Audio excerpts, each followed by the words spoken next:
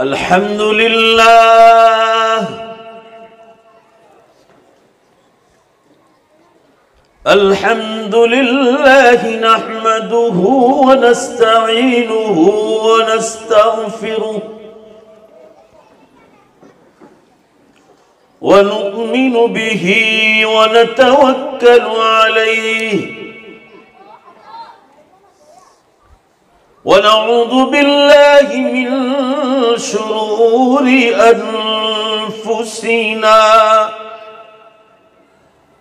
ومن سيئات أعمالنا من يهده الله فلا مضل له ومن يضلله فلا هادي له ونشهد أن لا إله إلا الله وحده لا شريك له ونشهد أن سيدنا ومولانا محمدًا عبده ورسوله قال الله تبارك وتعالى في القرآن المجيد والفرقان الحميد أعوذ بالله من الشيطان الرجيم بسم الله الرحمن الرحيم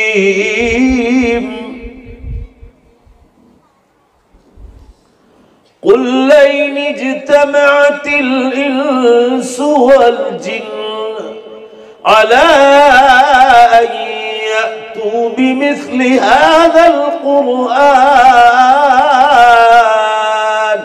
لا يأتون بمثله ولو كان بعضهم لبعض ظهيرا وقال الله تبارك وتعالى شهر رمضان الذي أنزل فيه القرآن هدى للناس وبينات من الهدى والفرقان فمن شهد منكم الشهر فليصمه ومن كان مريضا أو على سفر فعدة من أيام أخر يريد الله بكم اليسر ولا يريد بكم العسر ولتكملوا العدة ولتكبروا الله على ما هداكم ولعلكم تشكرون وإذا سألك عبادي عني فإني قريب أجيب دعوة الداع إذا دعان فليستجيبوا لي وليؤمنوا بي لعلهم يرجعون وليؤمنوا بي لعلهم يرشدون وقال النبي صلى الله تعالى عليه وسلم إذا جاء رمضان فتحت أبواب الجنة وغلقت أبواب النار صدق الله مولانا العظيم وصدق رسوله النبي الأمي الكريم ونحن على ذلك لمن الشاهدين والشاكرين والحمد لله رب العالمين. ज़रा ज़ोर से एक बार दरूद शरीफ पढ़ लिया जाए। अल्लाहुम्मा सल्ली अला सय्यिदना व नबिय्यना व शफ़ीअना व हबीबना व सनदना मौलाना मुहम्मद सल्लल्लाहु अलैहि वसल्लम। बुजुर्गान मोहतरम, अजीज नौजवानों, पर्दे में बैठकर सुनने वाली अजीज बहनों और माओ, मिक्स किया।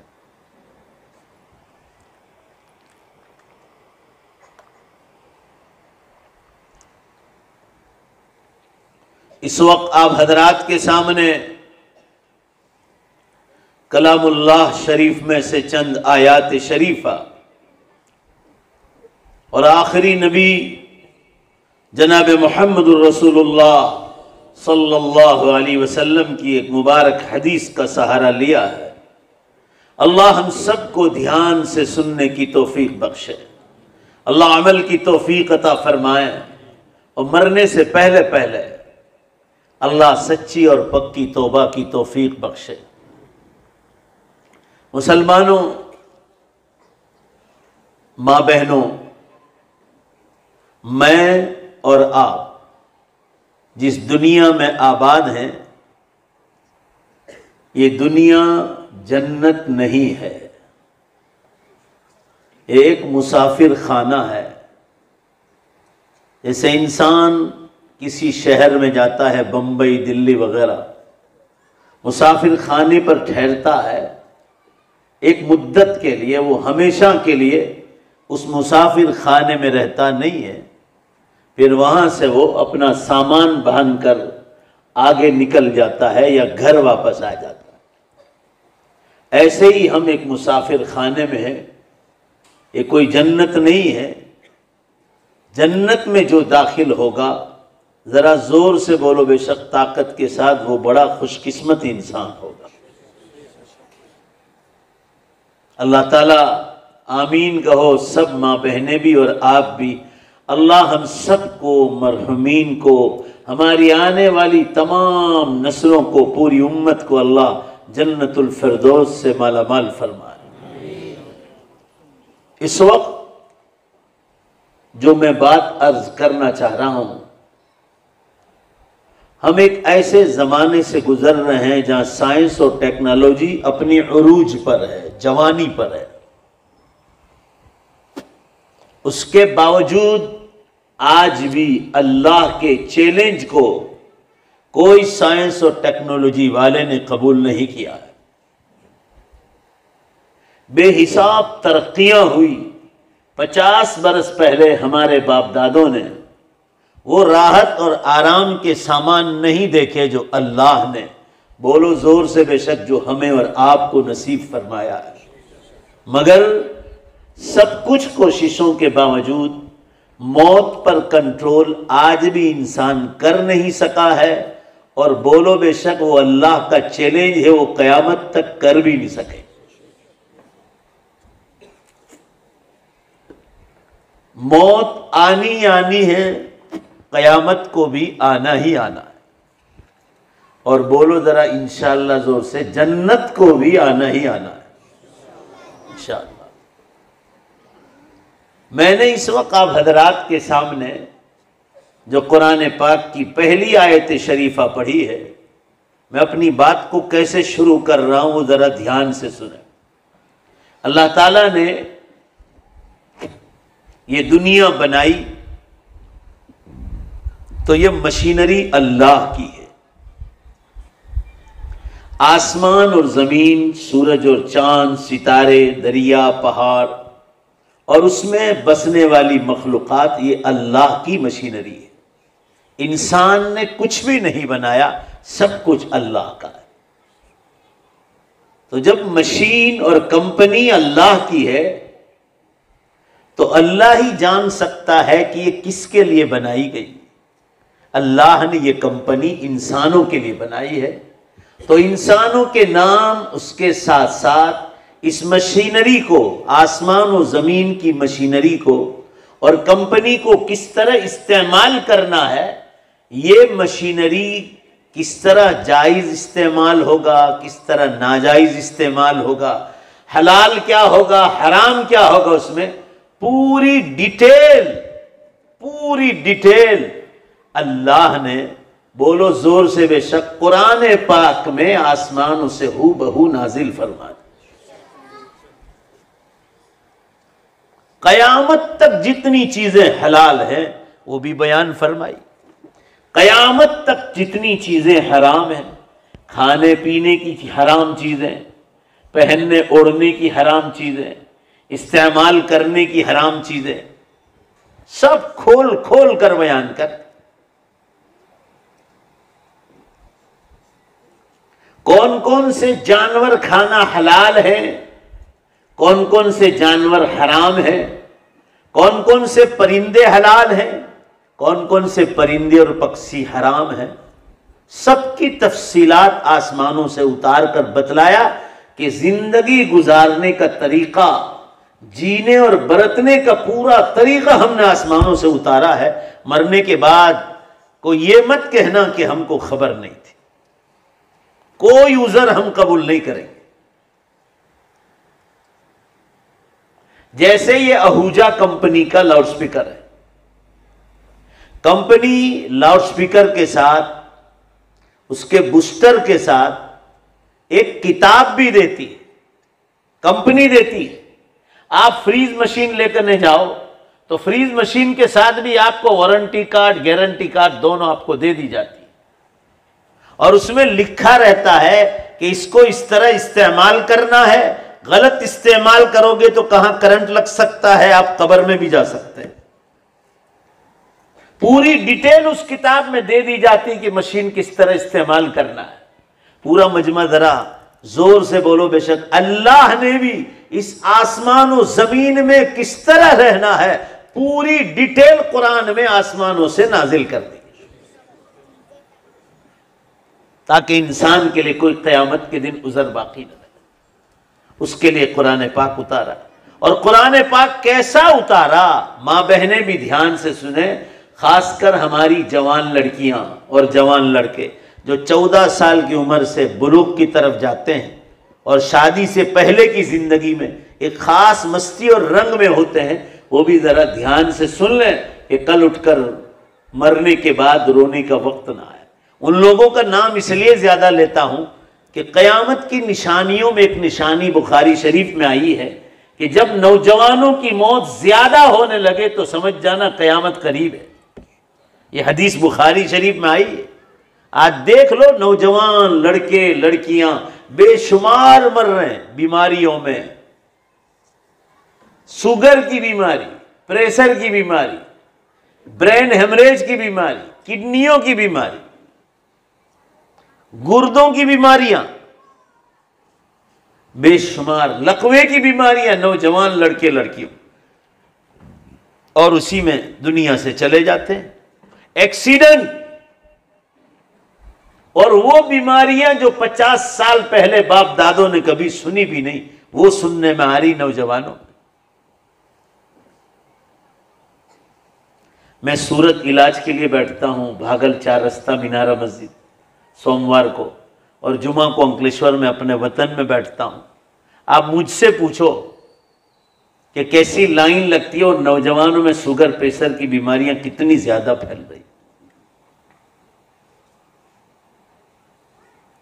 शराब पीने की कितनी चिट्ठियां आती कि मेरा हस्बैंड शराब पीता है, मेरा बेटा शराब पीता है, मेरा लड़का जुआ खेलता है, मेरा हस्बैंड जुआ खेलता है। शराब पीने में कितने मर रहे हैं। इसलिए ये 14 साल से लेकर 25 साल तक की उम्र के खास, और नंबर 2 25 साल से 40 साल की उम्र वाले नंबर 2 पर, और 40 से लेकर 60 और 70 वाले। सबसे पहले उन नौजवान लड़के और लड़कियों को कहता हूं कि कुरान का पैगाम समझ लो, रोने के सिवा कोई चीज हाथ में नहीं आएगी। आप यहां से दुबई जाओ, अमेरिका जाओ, वहां के एयरपोर्ट पर आप उतरे और आपने इंडिया का 100 का नोट निकाल के दिया कि भाई मुझे चाय पीनी है एयरपोर्ट पर, वो मना करेंगे कि ये इंडिया का रुपया है, ये यहां दुबई में नहीं चलेगा। वो अगर आप अरबी जानते तो अरबी में कहेगा हादा रुबियतुल हिंद व नहनु नुरीदु रुबी दिरहमुल दुबई। ये इंडिया का रुपया है और हमको दुबई का दिरहम चाहिए। वो मना करेगा कि इंडिया का रुपया जब दुबई में नहीं चलता है। पूरे मजमे में से आवाज सुनना चाहता हूं, भाई दुनिया के बेकार धंधे जोर से बोलो, जवाब दो सब मिलकर, अल्लाह के आखिरत में काम आएंगे? नहीं आएंगे। वहां का रुपया तौहीद है, एक अल्लाह पर ईमान। नेमत मिले तो शुक्र अदा करना, मुसीबत आए तो सब्र करना। चप्पल की पट्टी टूट जाए तो भी अल्लाह से मांगना, नमक का टुकड़ा भी चाहिए तो अल्लाह से मांगना। नमाज, रोजा, तरावी, ज़कात, सदका, खैरात, इफ्तार कराना, सहरी कराना, तहज्जुद पढ़ना, इशराक अव्वाबीन और चाश्त पढ़ना, नवाफिल को ज्यादा करना, शबे कदर की तलाश करना, हज करना, कुर्बानी करना, माँ बाप, बीवी, बच्चे, शौहर, औलाद, अड़ोस पड़ोस, रिश्तेदार, तमाम के हुकूक अदा करना। बोलो बेशक ये वहां का रुपया है। भाई बोलो ना बेशक, ये आखिरत का रुपया है। बहुत बंगले और गाड़ियां और प्रॉपर्टियों वाले कब्र में सो गए, सो गए कब्र में। बंगले यहीं रह गए, गाड़ियां यहीं रह गई और कोई चीज उनके हाथ में नहीं आई। जो लेकर जाना है वो ईमान और अमाल लेकर जाना है। हम लोग बिल्कुल कयामत से करीब हैं। अभी भी आंख खोल लो तो बहुत अच्छा है। मुश्किल से चंद बरस कयामत को बाकी रह गए। सदी की तो आप बात ही छोड़ दो, आप चंद बरस मुश्किल से बाकी। दज्जाल के निकलने की जो निशानियां उलमा ने लिखी है, 20 किताबें इस वक्त मार्केट में उलमा की आ चुकी है कि दज्जाल को निकलने को बिल्कुल तैयार है। दज्जाल निकला और फितना शुरू किया कि हजरत ईसा अलैहिस्सलाम को अल्लाह ताला आसमानों से उतारेंगे और इमाम मेहदी का ज़ुहूर भी हो जाएगा। उसके बाद पश्चिम से सूरज निकल जाएगा और तौबा का दरवाजा, बोलो जोर से, बंद हो जाएगा। मैं मुसलमानों को 2007 से समझा रहा हूं कि संभल जाओ, दुनिया अपने आखिरी अंजाम को पहुंचने वाली। हालात इतने बिगड़ गए दुनिया के कि अब मेरे और आपके लिए दुनिया में रहना ही मुश्किल हो जाए। सबसे बड़ी निशानी दुनिया की यह है कि वलसार सीटी के बीच में खड़े रहकर सुबह से शाम खड़े रह जाओ चौराहे पर और देख लो कि दुनिया कितनी नंगी है। यह सबसे बड़ी कयामत की निशानी।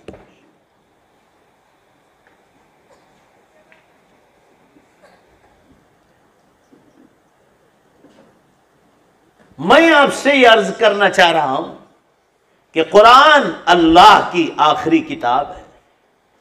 वो आसमानों जमीनों का मालिक है। उसने पूरा हलाल और हराम खोल खोल कर बयान कर दिया है। आपसे ग्राम पंचायत हिसाब मांगती है, वलसार की नगर पालिका आपसे हिसाब मांगती है। मकान का टैक्स लाओ, खेती बाड़ी करते हैं तो खेती बाड़ी का टैक्स लाओ, लाइट का बिल लाओ, पानी लेते हो वलसार से नगर पालिका से तो पानी का भी टैक्स मांगते, पानी का बिल लाओ। पूरे मजमे से जवाब सुनना चाहता हूं। अल्लाह ने तो पैदा किया है, बोलो जोर से बेशक, उनको जिंदगी के हिसाब मांगने का हक है कि नहीं? उन्होंने तो पैदा किया।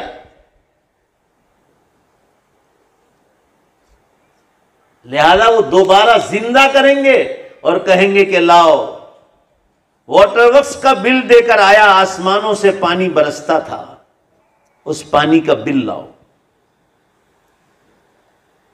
सूरज की रोशनी से रोजी कमाने निकलते थे, उस रोशनी का बिल तुमने दिया नहीं, उस रोशनी का बिल लाओ। हवाएं जिनसे तुम सांस लेते थे और जिंदगी गुजारते थे, उस हवा का बिल लाओ। वो पूछने वाले। ये चीज कुरान समझाएगा, दुनिया वाले आपको नहीं समझाएंगे, ये अल्लाह समझाएगा आपको कि मैं तुमको कयामत के दिन दोबारा जिंदा करने वाला हूं और हिसाब लूंगा, और ऐसा हिसाब कि नबी के मां बाप भी नहीं छूट सकते, बोलो बेशक, और नबी की औलाद भी नहीं छूट सकती। ऐसा हिसाब होने वाला है। कुरान पाक में है, कानता तहता अब्दैनी मिन इबादिना सालिहीन फखानताहुमा फलम युगनिया अन्हुमा मिनल्लाहि शैया वक़ील दुखुलन नार मअद्दाखिलीन। आसमानों जमीनों का मालिक है वो अल्लाह। मेरी मां बहनें खास सुने, आप लोगों के काम की चीज है। हजरत नूह अलैहिस्सलाम और हजरत लूत अलैहिस्सलाम दोनों की बीवियां हैं। एक का नाम है वाहिला, दूसरी का नाम है वागिला, अरबी नाम है।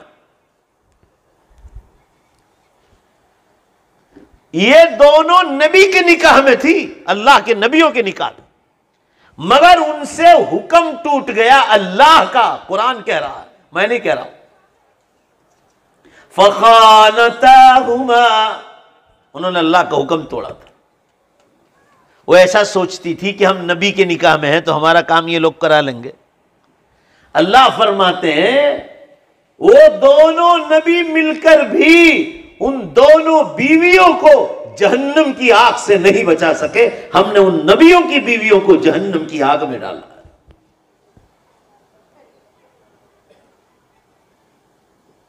कुरान पाक में उसी सफ़े पर जहां ये वाहिला और वागिला दोनों नबी की बीवियों को जहन्नम में डालने का जिक्र है, उसी पेज पर नीचे फिरौन की बीवी आसिया का जिक्र है। हुक्म माना तो अल्लाह ने उसको जन्नत में ले लिया। वो ईमान ले आई अल्लाह पर, फिरौन ईमान नहीं लाया। और कुरान ने क्या अंदाज खींचा है कि फिरौन के सामने जब वो अल्लाह पर ईमान लाई तो फिरौन ने गुस्से में आकर कहा कि इसको नीचे उतारो, मेरी बीवी को। और पुलिस से कहा, फिरौन ने अपने पुलिस से, कि इसको 4 पुलिस पकड़े और दूसरे पुलिसों को भेजा, पहाड़ पर से पत्थर ले आओ बड़ा और इसकी छाती पर मारकर कुचल के खत्म कर दो। ये एक अल्लाह पर ईमान लाई, मैं मिस्र वालों का खुदा हूं। मगर मुसलमानों, हजरत मूसा अलैहिस्सलाम का मौजिजा कि जो लकड़ी सांप बनकर जादूगरों के सारे सांप को खा गई, हजरत मूसा अलैहिस्सलाम की लकड़ी अजदहा और अजगर बन गई और जादूगरों के सारे सांप को खा गई। यह मौजिजा देखा कि अल्लाह के नबी हजरत मूसा अलैहिस्सलाम सच्चे हैं और जादूगर झूठे हैं, हार गए फिरौन के सामने, तो अल्लाह पर ईमान ले आई। ये इस पर फिरौन को गुस्सा आया और इसको कहा, इसको मार के खत्म कर दो। कुरान कह रहा है ईमान इसका नाम है। वो सोई हुई है नीचे और अल्लाह से कह रही, मौत सामने है, फिरौन छोड़ेगा नहीं बीवी को, मगर अल्लाह से क्या मांगा। उसका ईमान कितना मजबूत होगा। वो कह रही है, ए अल्लाह, ये फिरौन मुझे मारकर खत्म कर दे, उससे पहले तू मेरी रूह निकाल ले और जन्नत के महल में मुझे दाखिल कर दे।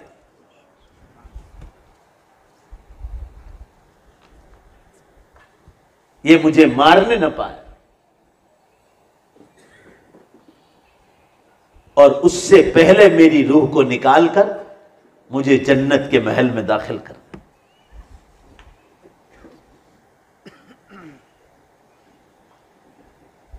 आप सोचो जरा, नबी की बीवियों को हुक्म तोड़ने पर जहन्नम में डाला और फिरौन जैसे जालिम और जबरूत की बीवी ने हुक्म माना। बोलो जोर से, बेशक अल्लाह उसको जन्नत में ले गए। जिंदगियों में मेरी अजीज बेटियों और अजीज बेटों जो 15 साल से लेकर 25 साल तक के, अभी शादियां नहीं हुई ना, तो बहुत रंगीली मस्तियां होती है इनमें। इसलिए ये समझते हैं कि कौन पूछने वाला है, जो चाहे करो। 25 से 40 वालों में भी रंगीली मस्तियां होती है, मगर याद रखो आप जिस दुनिया में रह रहे हो, फिरौन का महल आज भी बाकी है, मगर फिरौन चला गया जहन्नम की आग में, उसकी हुकूमत चली गई। आप जिस दुनिया में रहते हैं, बोलो जरा जोर से, बेशक ये दुनिया है, जन्नत नहीं है। हाँ। ये ग्रीन पार्क में कितने जनाजे उठ गए, चले गए, इन्हीं बंगलों में रहते थे, कब्र की कोठरियों में पहुंच गए। सोचो जरा, मैं आपको क्या समझाना चाहता हूं। मैं ये अर्ज कर रहा था, कुरान पूरी डिटेल बतला दी है हलाल और हराम की। आज भी तुम आज के जमाने, चाहे साइंस कहीं पहुंच गई, आप कोई सा नया मसला पूछो, हलाल है कि हराम, मुफ्तियान किराम आज भी आपको चस्पा करके बतला देंगे, ये जायज़ है, ये नाजायज़ है, ये हलाल है, ये हराम है, ये मकरूह है।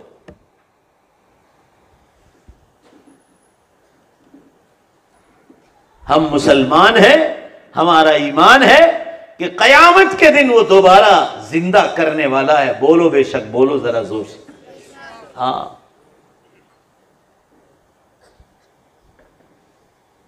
तो ये कुरान जिसके बारे में मैं जिक्र कर रहा था, और अभी आपके मदरसे का जलसा भी हुआ, उस दिन मैं ही आने वाला था, मगर मैं जरा सफर में था, नेपाल गया था, तो मैं आ नहीं सका। मैं ये अर्ज करना चाह रहा हूं, ये कुरान जो अल्लाह ने उतारा है, अल्लाह ही ने इसकी हिफाजत का वादा अपने जिम्मे ले लिया है, उम्मत के ऊपर नहीं डाला। छोटे छोटे बच्चे कुरान मजीद को मदरसों में हिफ्ज कर रहे हैं, और सिर्फ जमीन पर नहीं, पहाड़ों पर। अभी मैं कश्मीर की वादियों में होके आया, आहा क्या कहना मुसलमान, जन्नत याद आया। मैं तो हर साल जाता हूं, आमीन कहो ना, अल्लाह आपको भी इसलिए ले जाए कि आपको अल्लाह की जन्नत याद आए। अय्याशियां करने वहां नहीं जाना है, लोग अय्याशियां करने जाते, वहां जाओ तो अल्लाह की जन्नत में गुम हो जाओ, अल्लाह की याद में गुम हो जाओ कि अल्लाह तूने कश्मीर जैसी सरजमीन को, कि यह भी कयामत के दिन फना होने वाली है, तूने इतना खूबसूरत इसको बनाया है, जरा जोर से बोलो बेशक, तो अल्लाह राजी हो जाएंगे। तो तेरी जन्नत कितनी खूबसूरत होगी। ये दुनिया तो फानी है। कश्मीर में भी जनाजे उठ रहे हैं, वहां तो लोग बहुत शहीद हो रहे हैं, वो कोई जन्नत नहीं, फानी दुनिया है। अभी हमको यहां से कब्र में जाना है, कब्र से मैदान हशर में जाना है, और फिर वहां से जन्नत के फैसले होंगे। मगर अब वो टाइम बहुत बहुत बहुत करीब आ गया है। क्यों?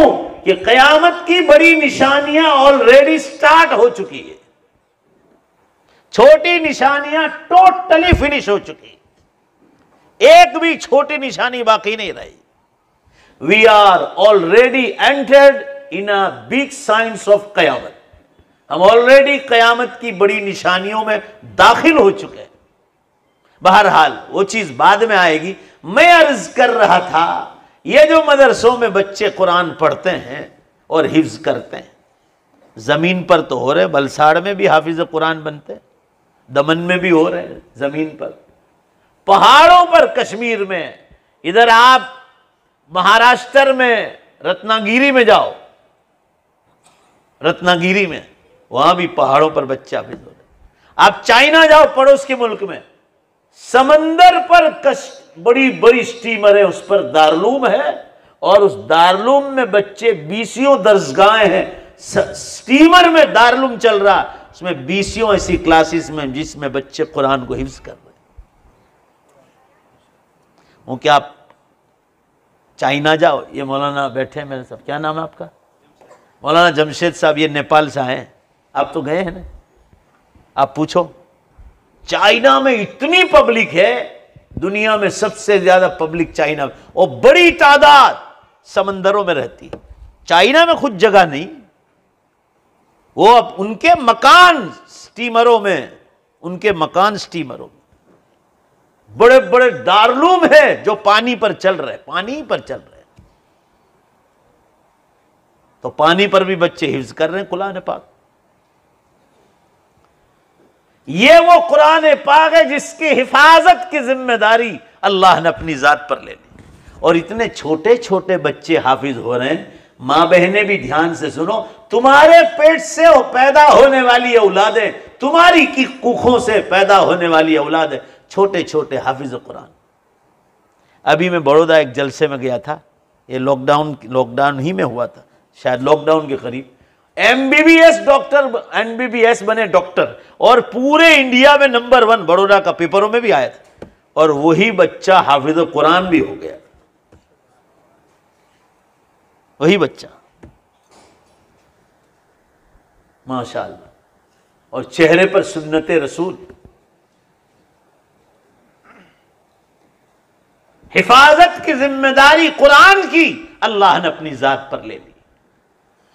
और एक बात बता दूं, तमाम लोग ध्यान से सुने, नहीं तो देखो मेरी बातों को ध्यान से नहीं सुनोगे ना आप, क्योंकि बिल्कुल कुर्बे क़यामत में रोने के सिवा कोई चीज आपके हाथ में नहीं आएगी। संभल जाओ तो बहुत अच्छा है, अक्लमंद को इशारा काफी है। इतने छोटे छोटे बच्चे कुरान के हाफिज हो रहे, इतने छोटे छोटे। अभी कश्मीर के जलसे में गया, कलकत्ता गया, नेपाल जाके आया, अभी मध्य प्रदेश गया था, भोपाल के पास इंदौर, सब मदरसों में छोटे छोटे बच्चे हाफिज हो। उनमें बाज तो इतने छोटे होते, इतने छोटे हैं, 8 से 9 साल की उम्र। अगर वो बाजार से गुजर जाए, मां बहनें भी ध्यान से सुने, बाजार से गुजर जाए तो कोई ये सोच नहीं सकता है कि इसके सीने में पूरा का पूरा अल्लाह का कलाम महफूज है। और एक बात बताऊं, करोड़ रुपए से भी ज्यादा कीमती। देखो इसलिए करोड़ कह रहा हूं कि आजकल लोग लाख की तो बात करते ही नहीं, सीआर की बात करते हैं, सीआर, करोड़ की बात करते हैं, सौदे करोड़ के ही करते हैं। 1 करोड़ रुपए से ज्यादा कीमती बात है। और पसंद आ जाए तो जोर से सुभान अल्लाह कहना, मुझे खुश करने के लिए नहीं, मेरे अल्लाह को, आपके अल्लाह को खुश करने के लिए, कि उस कलाम पाक की बात पर आपको कितनी खुशी होती है। सुभान अल्लाह जोर से कहना।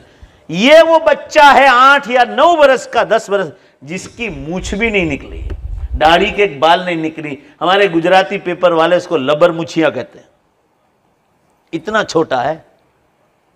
पूरा कुरान उसके सीने में महफूज है, पूरा कुरान।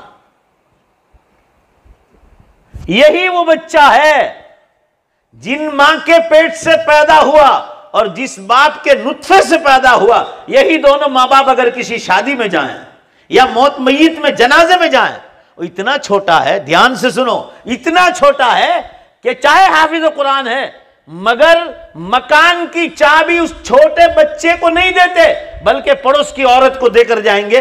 मेरा बच्चा छोटा है, भले हाफिज हो गया मगर 8, 9, 10 साल का है, स्कूल से आ जाए, मदरसे से आ जाए, उसको पिंजरे में से, फ्रीज में से खाना निकाल देना, गर्म कर देना, खिला देना, फिर उसको स्कूल या मदरसे जहां जाना हो भेज देना, खेल चला जाए, मगर चाबी बच्चे के हाथ में नहीं देंगे।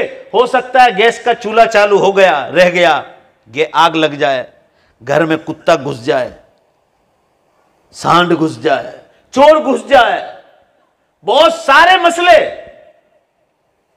इस डर के मारे, चाहे वो बच्चा हाफिज कुरान है, छोटा सा है, मगर छोटा होने की वजह से मां बाप अपने इस सगी औलाद पर, अपने मकान की हिफाजत के बारे में अपनी सगी औलाद पर भरोसा नहीं करते, इसीलिए पड़ोस की औरत को चाबी देते हैं, अपनी औलाद के हाथ में नहीं देते। मगर बोलो अगर बात पसंद आ जाए, मगर इन्हीं बच्चों पर अल्लाह को, अपनी किताब की हिफाजत के बारे में अल्लाह को इन्हीं बच्चों पर भरोसा है। बोलो भरोसा है कि नहीं? इसलिए अल्लाह इनके सीनों में कुरान उतारता है। और इतने छोटे कि बड़ी उम्र के इमाम साहब भी गलती करें नमाज में, यालमुन की जगह तालमुन पढ़ा, तालमुन की जगह यालमुन पढ़ा, तो फट से उसको लुकमा देने का हक है कि आप गलती कर रहे हैं। इतना पावर दिया, चाहे नाबालिग, कि नमाज को फासिद होने से भी ये बच्चा इमाम साहब को बचा सकता है। लुकमा देख, बड़े बड़े अरबी जबान के प्रोफेसर और ग्रामर जानने वाले आप सल्लल्लाहु अलैहि वसल्लम के जमाने में जब कुरान नाजिल हो रहा था, मैदान में आए कि हम कुरान का जवाब लिखकर तैयार करेंगे और कुरान को नाउज़ुबिल्लाह खत्म कर देंगे, नामो निशान मिटा देंगे। अब्दुल्लाह इब्न मुकफ्फा जैसा अरबी जबान का माहिर और स्पेशलिस्ट हार गया। 1 बरस में कुरान का जवाब लिखने को उसने ऐलान किया था, 6 महीने लिखता रहा, कुरान का जवाब फाड़ता रहा, लिखता रहा, फाड़ता रहा। 6 महीने तक उसको जो मकान दिया था अरबों की जमात ने, लिखकर फाड़ते फाड़ते कागजों का फटा हुआ ढेर उसके मकान की छत तक लगा हुआ था। अरब की वो जमात आई जिन्होंने कुरान का जवाब लिखने के लिए अब्दुल्लाह इब्न मुकफ्फा को तैयार किया था। उन्होंने आकर पूछा कि 6 महीने में कितना हो, हम ये पूछने के लिए। उन्होंने कहा, तुमने कुरान का पूरा जवाब लिखने के लिए तैयार किया था, कुरान का जवाब तो क्या, कुरान की कोई बड़ी सूरत क्या, छोटी सूरत क्या, बड़ी आयत क्या, आज तक अल कारिअतु मल कारिअतु वमा पढ़ो अदरा कमल कारिया। अल कारिया का जो लफ्ज है, उस एक कारिया के लफ्ज का भी 6 महीने में आज तक जवाब तैयार नहीं कर सका। ये दलील है इस बात की, पूरा मजमा बोलो बेशक कि कुरान अल्लाह की किताब है। इंसान अगर कोई कामयाब होता तो अरबी जबान का प्रोफेसर था हुजूर के जमाने में, कामयाब होता, मगर वो भी फेल हो गया। दूसरा एक शख्स खड़े हुए, लबीद इब्न रबिया, उनकी शायरी मशहूर थी अरबी जबान की। उन्होंने काबतुल्लाह की फाटक पर अपनी शायरी लटका दी और कुरान को चैलेंज किया। कभी उन्होंने जिंदगी भर कुरान पढ़ा नहीं था, बस दुश्मनी में खड़े हो गए। दूसरे दिन किसी सहाबी को पता चला कुरान के खिलाफ आवाज उठी है, कुरान की कुछ आयतें लिखकर पुट्ठे पर लटका दी सामने की साइड पर, काबतुल्लाह की फाटक के सामने। तीसरे दिन लबीद इब्न रबिया आए, लबीद नाम था इनका, पहली बार कुरान पढ़ा, उनकी शायरी के सामने लटकाया हुआ है, पहली बार कुरान पढ़ा। मुसलमानों इतना इंप्रेस हुए अल्लाह का कलाम पढ़कर, क्योंकि वो अरबी जानते थे, वो अरबी जानते थे।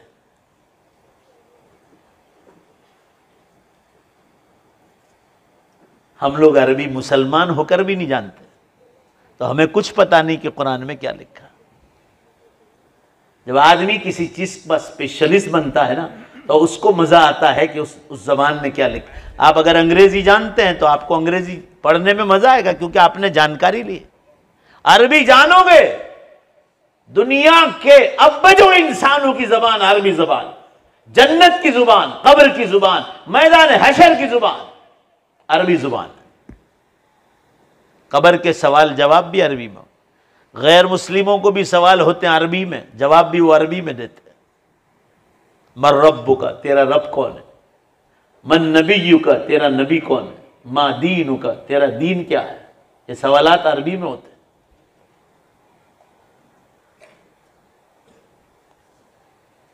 लबीद इब्न रबिया जिसकी शायरी अरबों में मशहूर थी, तीसरे दिन जब वहां से गुजरे और कुरान पाक को पढ़ा, किसी से कुछ नहीं कहा, अरे दिल की काया पलट गई।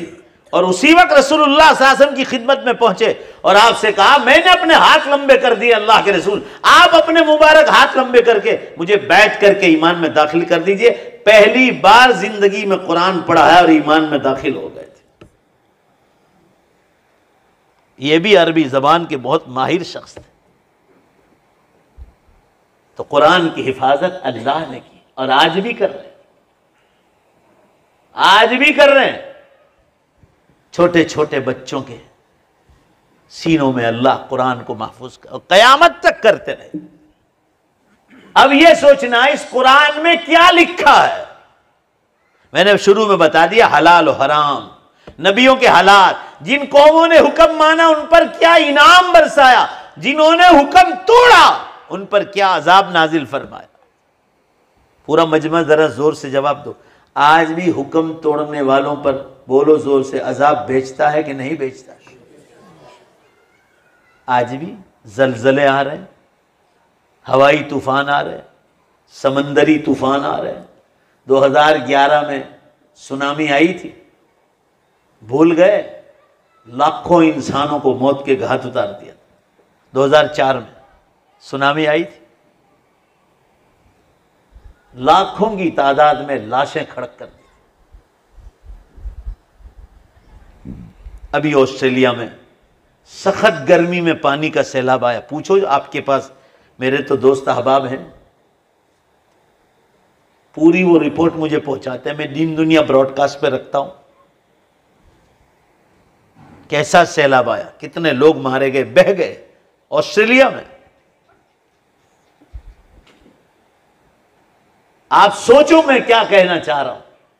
आज भी अल्लाह की ताकत जो पिछले नबियों के जमाने में थी, बोलो जरा जोर से, बेशक वो सुन रहा है आपको कि कौन, बेशक आज भी उतनी ही पावर के साथ वो रब्बुल आलमीन है।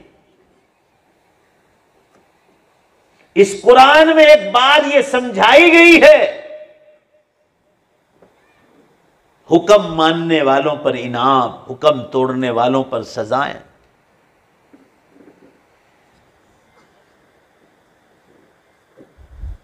आज भी है और कयामत तक रहे, चाहे मैं हूं चाहे आप हो, मेरा घराना हो या आपका घराना हो।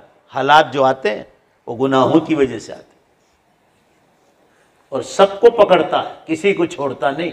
मर्दों को भी पकड़ता है और औरतों को भी पकड़ता है, बादशाह को भी पकड़ता है, फकीर को भी पकड़ता है।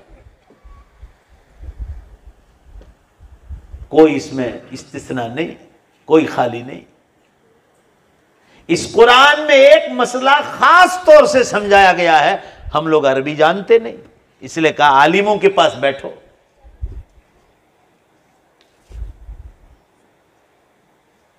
अरबी जबान जानने वालों के पास बैठो।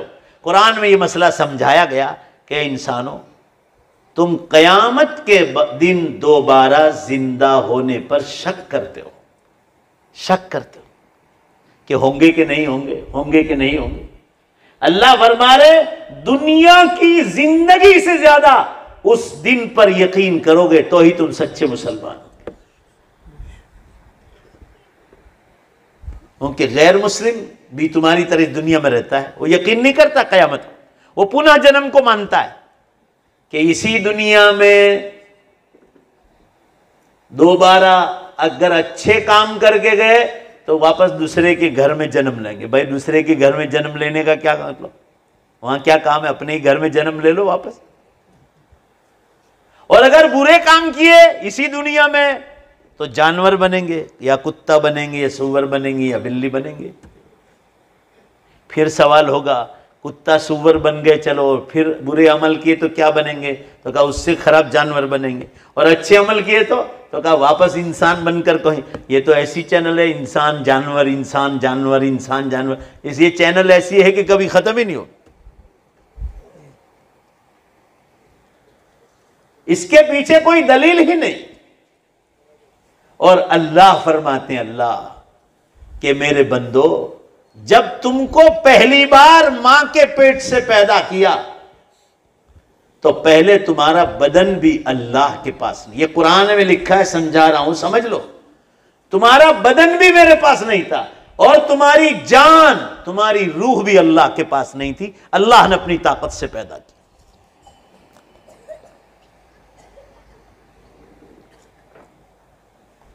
तो बदन भी नहीं था, रूह भी नहीं थी, दोनों को मां के पेट में ज्वाइंट किया। जब मां के पेट में 4 महीने में बच्चा तैयार हो गया पूरा, अब लड़का हो या लड़की, हदीस बुखारी में है, बुखारी में, कि 5वें महीने में हम पहली बार उसमें जान डालते। तो 4 महीने भी बदन में कोई जान नहीं थी, 5वें महीने पहली बार हमने जान डाली थी। तो कुरान में सूरे यासीन शरीफ में यह समझाया गया, अगर वही अल्लाह जो मां के पेट में 4 महीने तक तुम बेजान थे, 5वें महीने जान डालकर तुम्हें जिंदा किया और 9 महीने के बाद तुम इस दुनिया में जन्म लेकर आए, तो अल्लाह पूछते हैं, अगर मैं दोबारा इसी मरे हुए बदन में जो कब्रिस्तान में है, अगर दोबारा जान डाल दूं, जो एक बार में पहली बार कर चुका हूं, जरा जोर से बोलो बेशक, अल्लाह दोबारा कर सकता है कि नहीं कर सकता? जो काम एक बार मैं कर चुका हूं मेरे लिए दोबारा करना कोई मुश्किल काम। और कुरान में दूसरे मकाम पर फरमाया मां के पेट से तो जन्म दिया था, पहली बार बाकायदा पैदा किया था, कयामत के दिन दोबारा पैदा नहीं करना है। बदन भी तैयार है कब्रिस्तान में, और रूह हम मौत के वक्त आसमानों पर ले गए चेक करने के लिए कि इसमें रूहानी पावर कितना है, तो रूह भी तैयार है। दुनिया में तो पहले पैदा किया था, अब तो कयामत के दिन मैदान हशर में ले जाने के लिए बदन भी तैयार, रूह भी तैयार, अलबत्ता दोनों अलग अलग है। और जब मैदान हशर में कयामत का दिन आएगा तो पैदा नहीं करना है, अल्लाह फरमा रहे बदन और रूह को सिर्फ जॉइंट करना है। जब पैदा करना मुश्किल नहीं हुआ, जोर से बोलो बेशक, तो जरा जॉइंट करना भी मुश्किल नहीं होगा। जॉइंट करना तो और ज्यादा आसान। अब तो रूह भी तैयार है मरने के बाद आसमानों पर, और बदन भी तैयार। ये दो दलीलें दी मैंने, तीसरी उससे भी ज्यादा शानदार दलील अल्लाह ताला कुरान में फरमा रहे। जरा ध्यान से सुनो, मां बहनों से भी कहता हूं सुन लो, नहीं तो रोगे मरने के बाद। और ये बातें उम्मत तक पहुंचाओ। मैं अकेला कहां तक कयामत की निशानियां उम्मत को समझाऊंगा। अब तो सुन लो कान खोलकर। अब तो मुझे हिंदू लोग अपने मेलों में बुला रहे कयामत की निशानियां सुनने के लिए। आप यूट्यूब पे जाके देख लो, हांसोट का मेला लिखो आप, हांसोट का मेला, वो यूट्यूब पे आ जाएगा। गुजराती में बयान है मेरा कयामत की निशानियों पर। हिंदुओं में एक भी मुसलमान नहीं था। आप भी उम्मत को जगाओ, अल्लाह आपको पूछेगा कि कयामत बिल्कुल सरों पर है, बड़ी निशानियां शुरू हो गई, सूरज पश्चिम से निकलने की तैयारी में, और ये उम्मत गफलत में सो रही। तो दलील दे रहा हूं अल्लाह ताला कुरान में कि मैं कयामत के दिन तो पैदा करने ही वाला हूं। ये दलील है कुरान में, याद रखना। मगर अल्लाह ताला जगह जगह फरमा रहे, ए मेरे बंदो तुम जब कहो, तुम जब कहो दिन को या रात को, तुम जब कहो मैं उसी टाइम पर दुनिया भर के मुर्दों को जला दिया हो या दफन कर दिया हो, मैं एक सेकंड में सारे मुर्दों को जिंदा करने की ताकत रखता हूं। यह कुरान में लिखा है। मगर हम अरबी नहीं जानते तो हमारा कसूर है, उलमा का क्या कसूर है। तुम जब कहो मैं जिंदा करने, मगर सुनो आगे बात, मगर क्या पॉइंट की बात कुरान ने कही, कोई बादशाह भी नहीं समझा सकता है।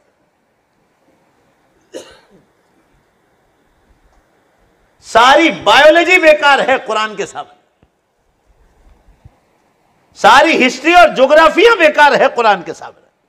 अल्लाह फरमाते, हम लोगों को सवाल करते कुरान कि चलो तुम कहो तो मैं तो रात को कर दूं, को कहो रात को 12 बजे कर दो, कि ग्रीन पार्क 2 में जलसा है, उस दिन जब दुआ हो जाए दूसरी सेकंड में मैं पैदा कर दूं, चलो तुम जब कहो मैं तो कर सकता हूं। कुरान में लिखा है। मगर याद रखना बलसाए वालों, ग्रीन पार्क का नहीं लिखा है। ये तो कहीं ढूंढोगे कि ग्रीन पार्क कहां है, देख लो तो जरा। एक एग्जाम्पल कि तुम कहो तो ग्रीन पार्क में जलसा है ना, उस दिन रात को दुआ के बाद दूसरी सेकंड में सारे मुर्दों को जिंदा कर दूं, मैं ताकत रखता हूं। कुरान में अल्लाह ने फरमाया। मगर अल्लाह फरमा रहे, तुम जरा एक बात सोचो, मैं आज उनको पैदा करके क्या करूं। कुरान कह रहा है तुम कहो तो मैं तो अभी कर दूं। क्या बेहतरीन दलील दी है कुरान। उनमें कितने मुर्दे ऐसे हैं बलसार शहर में या दुनिया भर के गांव शहर में मुसलमान हैं जो इन मस्जिदों में पैसा देकर गए। मां बहनों ने अपनी जेवरात दिए मस्जिदों में। अभी मैं दमन गया था तो वहां लिस्ट लगी थी, माशाअल्लाह, मर्द लोग पीछे रह गए न, औरतों के जेवरों से मस्जिद तामीर हो गई। मैंने कहा कंजूसो, तुमसे ज्यादा बड़ा दिल है औरतों का। जेवरात, किसी ने 10 तोला, किसी ने 20 तोला, अल्लाह अकबर, पूरी लिस्ट लगी हुई थी। औरतों ने जेवरात, मर्दों से ज्यादा नंबर 1 ले गए। तो अल्लाह ताला फरमा रहे, तुम कहो तो इन सारे मुर्दों को भी जिंदा कर दूं, मगर अभी पैदा करके क्या करूं। मैं तो कयामत के दिन का मैंने तय कर लिया है कि मैं कयामत के दिन सबको एक साथ जिंदा करूं। मगर तुम कह रहे हो कि आज, तो मैं तो आज भी कर सकता हूं, मगर पैदा करके करूं क्या आज, तुम बतलाओ। उनमें वो मुर्दे हैं जो मस्जिदें बना कर गए, मदरसे बना कर गए, स्कूल बना कर गए, कॉलेज यूनिवर्सिटियां बना कर गए, पानी के तालाब बना कर गए, कुएं बनवा कर गए, वाटर वर्क्स बना के गए, बेवा यतीमों के फंड की बुनियाद डाल के गए, संस्थाएं डाल के गए, गरीब यतीम और बेवाओं की संस्थाएं डाल कर गए। आज भी उन मस्जिदों में जिन औरतों ने मर्दों ने पैसा दिया था वो मस्जिदें आज भी सलामत है, वहाँ नमाजें हो रही है, तरावी हो रही है, एहतिकाफ हो रहा है, शब कदर की तलाश हो रही है, उलमा के बयानात हो रहे हैं, दावत व तबलीग का काम हो रहा है, तालीम हो रही है, हल्के लग रहे हैं जिक्र के, कुरान की तिलावत के, खानकाहों का निज़ाम चल रहा है। तो अल्लाह फरमा रहे मैं इनको आज तुम जब कहो उस दिन पैदा करके क्या करूं, उनकी नेकियां तो अभी चालू है। और पूरा मजमा जोर से बोलो, जवाब दो सब मिलकर, उनकी नेकियां चालू रहेगी। जोर से बोलो, कहां, कौन से दिन तक? तो अल्लाह फरमा रहे आज पैदा करके उनको अधूरा सवाब दूं? भाई बोलो ना, सही है कि नहीं? आज पैदा करके क्या करूं? उनकी नेकियां तो चालू है अभी, उनकी नेकियां पूरी होंगी कयामत के दिन, लिहाजा उनका पूरा हिसाब कयामत के दिन होगा। और जब दिन आ जाएगा तो ये मेरा काम है, मैं आसमान और जमीनों का मालिक हूं, मुझे मेरे बंदों का हाल खबर है। तो कयामत का दिन तो आने दो, जिस दिन आ जाएगा 1 सेकंड में सारे मुर्दे जिंदा हो जाएंगे। और मैदान हशर में बीवी अलग पड़ी होगी, हस्बैंड अलग पड़ा होगा, बाप अलग, माँ अलग, बच्चे अलग, भाई अलग, बहन अलग, हर एक दूसरे से भागेंगे। अब वो टाइम बिल्कुल करीब आ गया, यूं ही भाग रहे हैं ना। अभी ये जो जलजले आ रहे हैं ना, 300 धरतीकंप हो रहे हैं रोजाना। अभी मेरा मोबाइल रास्ते में स्विच ऑफ हो गया, नवसारी के बाद मैंने देखा, आज के धरतीकंप की ताज़ा खबर दे रहा हूँ, 233 असर के बाद हो चुके थे। ज़रा ज़ोर से बोलो ना, घबराओ ने, अभी यहाँ नहीं आएगा। ज़रा ज़ोर से बोलो, कितने थे आज? 200 असर के बाद। इंटरनेट खोलो ना आप, तो दुनिया भर के गलत धंधे करते हो। ये देखो ना, आप इंग्लिश में वहां लिखो नेट पर, गूगल मारकर, the latest earthquakes in the world, दुनिया के ताजे तरीन भूकंप। गुजराती में लिखो, अगर आपकी लिपि गुजराती, ऑन द स्पॉट फौरन पूरा रिकॉर्ड आ जाएगा कि इंग्लैंड में कहाँ हुआ, ऑस्ट्रेलिया में कहाँ हुआ, न्यूजीलैंड में कहाँ हुआ, जापान में कहाँ हुआ, इंडिया में कहाँ हुआ, भूटान में कहाँ हुआ, बर्मा में कहाँ हुआ, पूरी धरती पर के हालात 1 सेकंड में पूरा रिकॉर्ड खुलेगा। अभी बाकायदा मशीनरियां लगी हुई होता है धरतीकंप इंडिया में, और नेट पर फौरन अमेरिका में बैठा हुआ दूसरी सेकंड में देख लेता है कि उसका कनेक्शन नेट के साथ है। आपके बलसार, धर्मपुर, वांसदा, ये हमारे सोहेल भाई बैठे हैं, वो बहुत खबर है। भाई बोलो ना, ये अनावल के पूछो आप कितने धरतीकंप हो रहे हैं? वलसाड़ वालों को कितनी बार हिलाया, झटके भी देखे लोगों ने। भाई जवाब दो ने, सब बोलो, सब मिलकर आए नहीं आए? आ ही रहे हैं, और चालू है, कयामत तक चालू रहेंगे, हर जगह ही चालू है। पिछले साल रबीउल अव्वल में जो पूरे गुजरात को हिलाया था 3:45 बजे, अल्लाह ने 3:45 बजे पूरा गुजरात हिलाया था। कितना डेंजर झटका था कि मैं अपने पलंग से उठा, जोहर की नमाज पढ़ के सोया, और आंख खुली ने दूसरे सेकंड में झटका। मैं ड्राइवर को फोन कर रहा कि बयान में, मैं जब मोबाइल खोला ही था, मैं उठ भी नहीं पाया, पलंग पर ऐसा हिला हूं कि मैं उठना चाह रहा था, मैं उठ भी नहीं पाया। जब जलजला खत्म हुआ 3-4 सेकंड के बाद, उसके बाद जाकर जो है मैं उठ पाया। तो मैदान हशर का जलजला कैसा होगा जरा सोच लो आप 2001 में धरतीकंप खा चुके हैं, काठियावाड़ का, जो कच्छ और भुज में हुआ था, इसमें 75,000 आदमी मरे थे और 2200 मुसलमान कच्छ भुज में शहीद हुए थे। वो तो आज भी ताकत वाला है। तो अल्लाह फरमा रहे तुम कहो तो मैं तो आज पैदा कर दूं, मगर आज पैदा करके करूं क्या? उनमें मदरसे बना करके, उन मदरसों में आज भी तालीम हो रही, स्कूल बना करके, कॉलेज बना करके, आज भी उनमें अच्छी तालीम हो रही है। पानी के कुएं खोद कर गए, आज भी वहां लोग पानी पी रहे, उससे फायदा उठा रहे। तो मरहुमों का सवाब चालू है। कुएं खुदवा कर गए पानी के। अभी राजस्थान गया था मैं, पिछले साल की बात कर रहा हूं, और बड़े बड़े तालाब बने। तो मैंने पूछा कि इतने बड़े बड़े तालाब का क्या काम, यहाँ तो कोई आबादी भी नहीं। तो कहा यहाँ पानी बहुत कम है, तो लोग बाकायदा अपने इसाले सवाब के लिए जानवरों के लिए तालाब बनाते। माशाअल्लाह, जानवरों के लिए। आय हाय हाय, कैसा सवाब लूटते होंगे।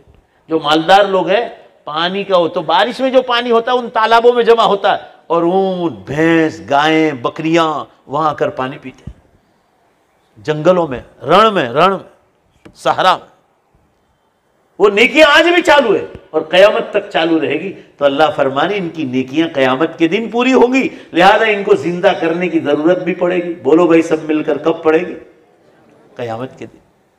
ऐसे ही गुनहगार लोग, अल्लाह फरमा रहे तुम कहो तो सारे गुनहगारों को भी जिंदा कर दूं। चोरों को, डाकुओं को, लुटेरों को, जीनाकारों को, शराबियों को, जुगारियों को, हराम माल खाने वालों को, कत्ल करने वालों को, लोगों की जान लेने वाले। तुम कहो तो अब भी जिंदा कर दूं रात ही को, दिन को, अब जब कहो तो। मगर अल्लाह फरमा रहा आज जिंदा करके क्या करूं? वो जो गुनाह की बुनियाद डाल कर गए या सिनेमा थिएटर खोल कर गए, उनके गुनाह आज पूरे नहीं होंगे। तुम कहो तो आज मैं इस गुनहगारों को भी जिंदा कर दूं और उनको आज सजाएं दूं, मगर सजाएं अधूरी होगी। सजा पूरी होगी कयामत के दिन, जब उनके गुनाह एक साथ जमा कर दिए जाएंगे और उनका हिसाब दिया जाएगा। तो अल्लाह फरमा रहे उनके गुनाह भी पूरे होंगे कयामत के दिन, लिहाजा उनको भी जिंदा करने की जरूरत पड़ेगी। जरा दोबारा जोर से बोलो, कौन से दिन? तो अल्लाह फरमा रहे कयामत तो आने दो, अब वो कयामत बहुत करीब है।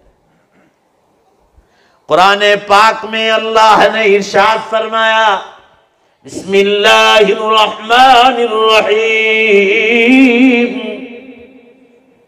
या अय्युहन्नास इत्तक़ू रब्बकुम, ए लोगों अपने परवरदिगार से डरो। इन्ना ज़लज़लतस्साअति शैउन अज़ीम, बेशक कयामत का ज़लज़ला बड़ा खतरनाक होगा।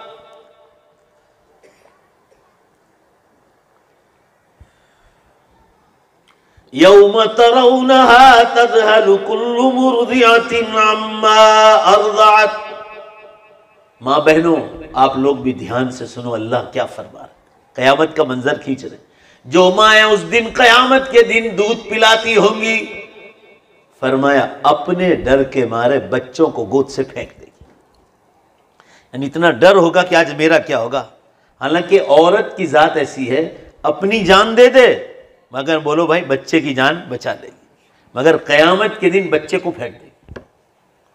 वतज़अु कुल्लु ज़ाति हम्लिन हम्लहा, और जिन माओं के पेट में बच्चे होंगे वो मैदान हशर के झटके से बाहर आ जाएंगे। वतरन्नास सुकारा वमा हुम बिसुकारा, और तुम देखोगे लोग पागल नजर आएंगे शराबियों की तरह। कुरान कह रहा है शराब पिए, दारू पिए और कैसा लगता है, फरमाया ऐसे बेहोश नजर आएंगे तुमको। वमा हुम बिसुकारा, अल्लाह फरमा रहे हारे को उन्होंने शराब और दारू पी नहीं होगी। उनमें हर मुसलमान मर्द औरत सभी का यही हाल होगा कयामत के दिन, अल्लाह के डर के मारे। वलाकिन अज़ाबल्लाहि शदीद, लेकिन अल्लाह का अजाब बहुत खतरनाक होगा, वो कयामत के दिन सामने होगा। लिहाजा इंसान शराबियों की तरह इधर उधर हो जाए। मैं अर्ज कर रहा था आप हजरात के सामने, अब वो कयामत बहुत करीब है, छोटी निशानियां पूरी हो गई। आप सल्लल्लाहु अलैहि वसल्लम ने फरमाया था जब दुनिया में झूठ, शराब, जुआ, नाचगान, धोखाबाजी, लांच, रिश्वत, जुल्म और ज़ीनाकारी आम हो जाएगी, फरमाया फबादहा सनवातुज़ ज़लाज़िल, उसके बाद जलजले और भूकंप के बरस कयामत तक शुरू हो जाएगी। मैं अभी 2 महीने पहले लोगों को कयामत की निशानियां बतलाता था ना, या 3 महीने, तो 200 धरतीकंप होते, अभी उसकी तेज रफ्तारी बढ़ गई, 300 पर जा रही, 300। अभी जब मध्य प्रदेश गया ना, उस इलाके में इंदौर में मैं पहली बार गया। हालांकि मुझे बहुत बरसों से दावत थी, मगर जब मुकद्दर होता है आदमी तभी जाता है। मुसलमानों 10,000 से ज़्यादा मजमा होगा। तो मैंने मौलाना से पूछा, मैं तो इस इलाके में पहली बार आया हूँ, पहली बार टेस्ट लिया हो तो आदमी को मज़ा आए। तो कहा नहीं मौलाना, आप क़यामत की निशानियों के बारे में पूरी दुनिया में मशहूर हैं, तो लोग आपकी निशानियाँ सुनने के लिए यहाँ बेहिसाब धरतीकंप हो रहे हैं, तो आपको सुनने के लिए आए सब। और 10 दिन पहले, बल्कि 3 दिन पहले इंदौर में धरतीकंप हुआ था 3.7 का,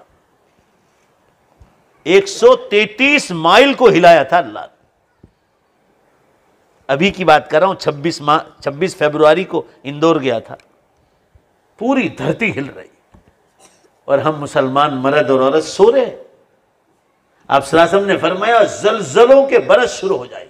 मैं 2007 से आपको कह रहा हूँ, 7, आज मुझे 14 बरस हो गए, 15 बरस के जलजले चालू हैं और बंद होने का नाम नहीं। और आगे सुनिए, आप सल्लल्लाहु अलैहि वसल्लम ने फरमाया इदम तलतिल अर्दु बिल मासी, जब जमीन गुनाहों से भर जाएगी, आप देख लो नेकियां कम हो गई, गुनाह बढ़ गए। तो क्या होगा? फरमाया अल्लाह ताला टाइम में से बरकत को उठा लेगा। एक बरस एक महीने के बराबर हो जाएगा, महीना हफ्ते के बराबर, हफ्ता दिन में दिन, घंटे में घंटा, मिनट में मिनट, सेकंड में बदल जाएगा। ओ अल्लाह के बंदो, एक बार तो जोर से बेशक बोलो, टाइम में बरकत उठा ली कि नहीं उठा ली अल्लाह ने? अभी रमजान गया ला मुसलमानों, अभी रमजान गया। 23 रमजान को मेरी वालदा का इंतकाल हुआ, 86 वर्ष की उम्र। 45 साल के करीब उन्होंने जवान बच्चियों को कुरान पाक और बेहश्ती जेवर पढ़ाया। जवानी में वो बेवा हो गई थी, 32 साल की उम्र में। मुझे ऐसा लगा जैसे मैं कल दफना के आया हूं। 23 रमजान को हमने उनको दफनाया। चलती फिरती अल्लाह के घर चली गई। इतनी पारसा और नेक खातून मुसलमानों, आंखें तरसती है। रोजाना एक एक बैठक में 5-5 पारे कुरान, दिन में 15 पारे कुरान पढ़ती थी, 86 साल की उम्र। मुझे ऐसा लगा मैं कल दफना के आया हूं और ये दूसरा रमजान आ गया। देख लो आप, ऐसा लग रहा है महीना भी नहीं हुआ है, इतना फास्ट टाइम जा रहा है और उम्मत गफलत में सो रही। जुमा आज ये रमजान जो जाएगा ना, आप मान लेना, मेरा ईद के दिन याद करना, लगेगा हफ्ते की तरह चला गया, एक हफ्ते की तरह। और ये जो 4-5 दिन बाकी है ना, वो ऐसा एक दिन भी नहीं, 4-5 घंटे की तरह रमजान की खबर आ जाएगी, देख लेना। ये खुल्लम खुल्ली निशानी है, टाइम में से बरकत उठा ली और हम लोग गफलत में सो रहे। अभी ताज़ा निशानी बताऊं, ताज़ा। अल्लाह ताला ने फरमाया कि जब मैं क़यामत लाऊंगा ना, तो मैं आलिमों को उठाना शुरू करूंगा। 2000 उलमा कोरोना में शहीद हो गए एशिया में। ज़रा ज़ोर से बोलो ना सब मिलकर, कितने हज़ार?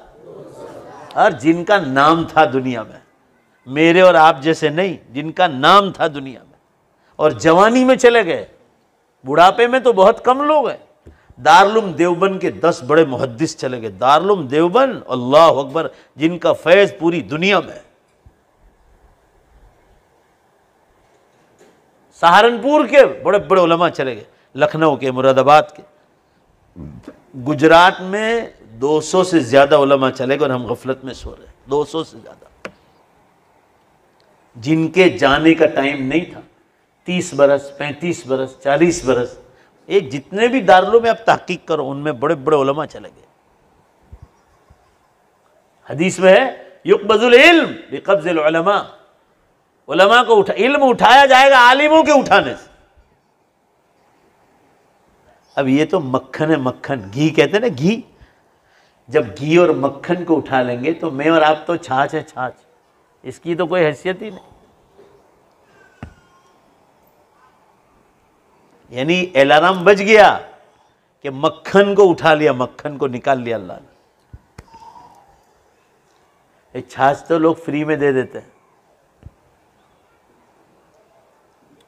और दूसरी ताज़ा निशानी, अभी गुजरात मित्र के पहले पेज पर आया था, मगर कोई ध्यान से पढ़ता ही नहीं। गुजरात मित्र वाला लिख रहा था, दिसंबर में जब हमारे इलाकों में सख्त सर्दियों में, पहले ज़रा मेरी बात की तायद करो, मैं सच बोल रहा हूँ या झूठ बोल रहा हूँ, ज़ोरदार मूसलाधार बारिश हुई सर्दियों में। भाई बोलो ने, हुई नहीं हुई? हुई, सबने ही मालूम है, पूरे गुजरात में हुई और भी जगह हुई। मूसलाधार बरसात के मौसम में जैसे बारिश होती है, ऐसे सर्दियों में बारिश हुई। तो गुजरात मित्र वाले ने पहले पेपर दिया था कि दुनिया का वेदर 12 साल से चेंज हो चुका है, दुनिया का, पूरी दुनिया में। और कहा ये रूटीन 12 बरस से चालू हो गया। सख्त गर्मियों में बारिश, सख्त सर्दियों में बारिश, ये अलार्म बज रहे, अलार्म। और आगे चलिए, आखिरी बात, आप सल्लल्लाहु अलैहि वसल्लम ने फरमाया क़यामत की 10 बड़ी निशानियां हैं, सुन लो, आपको कोई नहीं सुनाएगा। और क़यामत और मौत की बातें सुनने से कभी मौत आती नहीं, और बोलो बेशक जोर से बोलो, कभी क़यामत आती नहीं। भाई बोलो ना, क़यामत की बात सुनने से क़यामत आ जाएगी जल्दी? ज़रा जोर से बोलो ना, आएगी? अरे इसलिए बुलवा रहा हूँ कि कहीं आपका ईमान तो कमज़ोर नहीं, अकीदा ईमान मजबूत रखो। क़यामत को अपनी जो अल्लाह ने टाइम, अल्लाह ने मुकर्रर किया है, बोलो बेशक उसी साल, उसी बरस, उसी महीने, उसी दिन और उसी घड़ी पे ही आने वाली। मैं तो 15 बरस से क़यामत पर बोल रहा हूं। और सुन लो, रमजान के बाद में स्पेशल बिन मुस्लिमों में काम करने वाला और खुल्लम खुल्ला ऐलान करता हूं कि उनके साथ अब मैंने 30 साल आप लोगों को दिए, अब मैं ज़्यादा टाइम गैरों में निकालूँ, मुझे बहुत फ़ायदा मिला। मैंने गैर मुस्लिमों में तकरीरें की तो 50 से ज़्यादा लोग ईमान में, अल्लाह गवाह है, ईमान में दाखिल हो गए। अभी मेरे पास साथ कोई साथ है कि नहीं, सूरत में एक दिन बयान हो रहा था,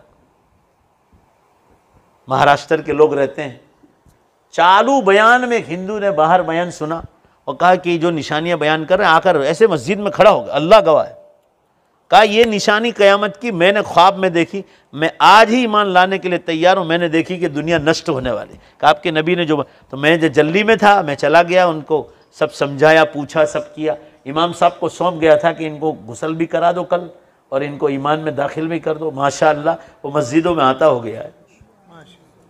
तो मुझे मालूम है और मुझे कुछ अल्लाह ने इशारे भी किए, मैं अपने ख्वाब भी सुनाता हूँ लोगों को कि अल्लाह ताला ने मुझे बताया, जो बताया वो बताया।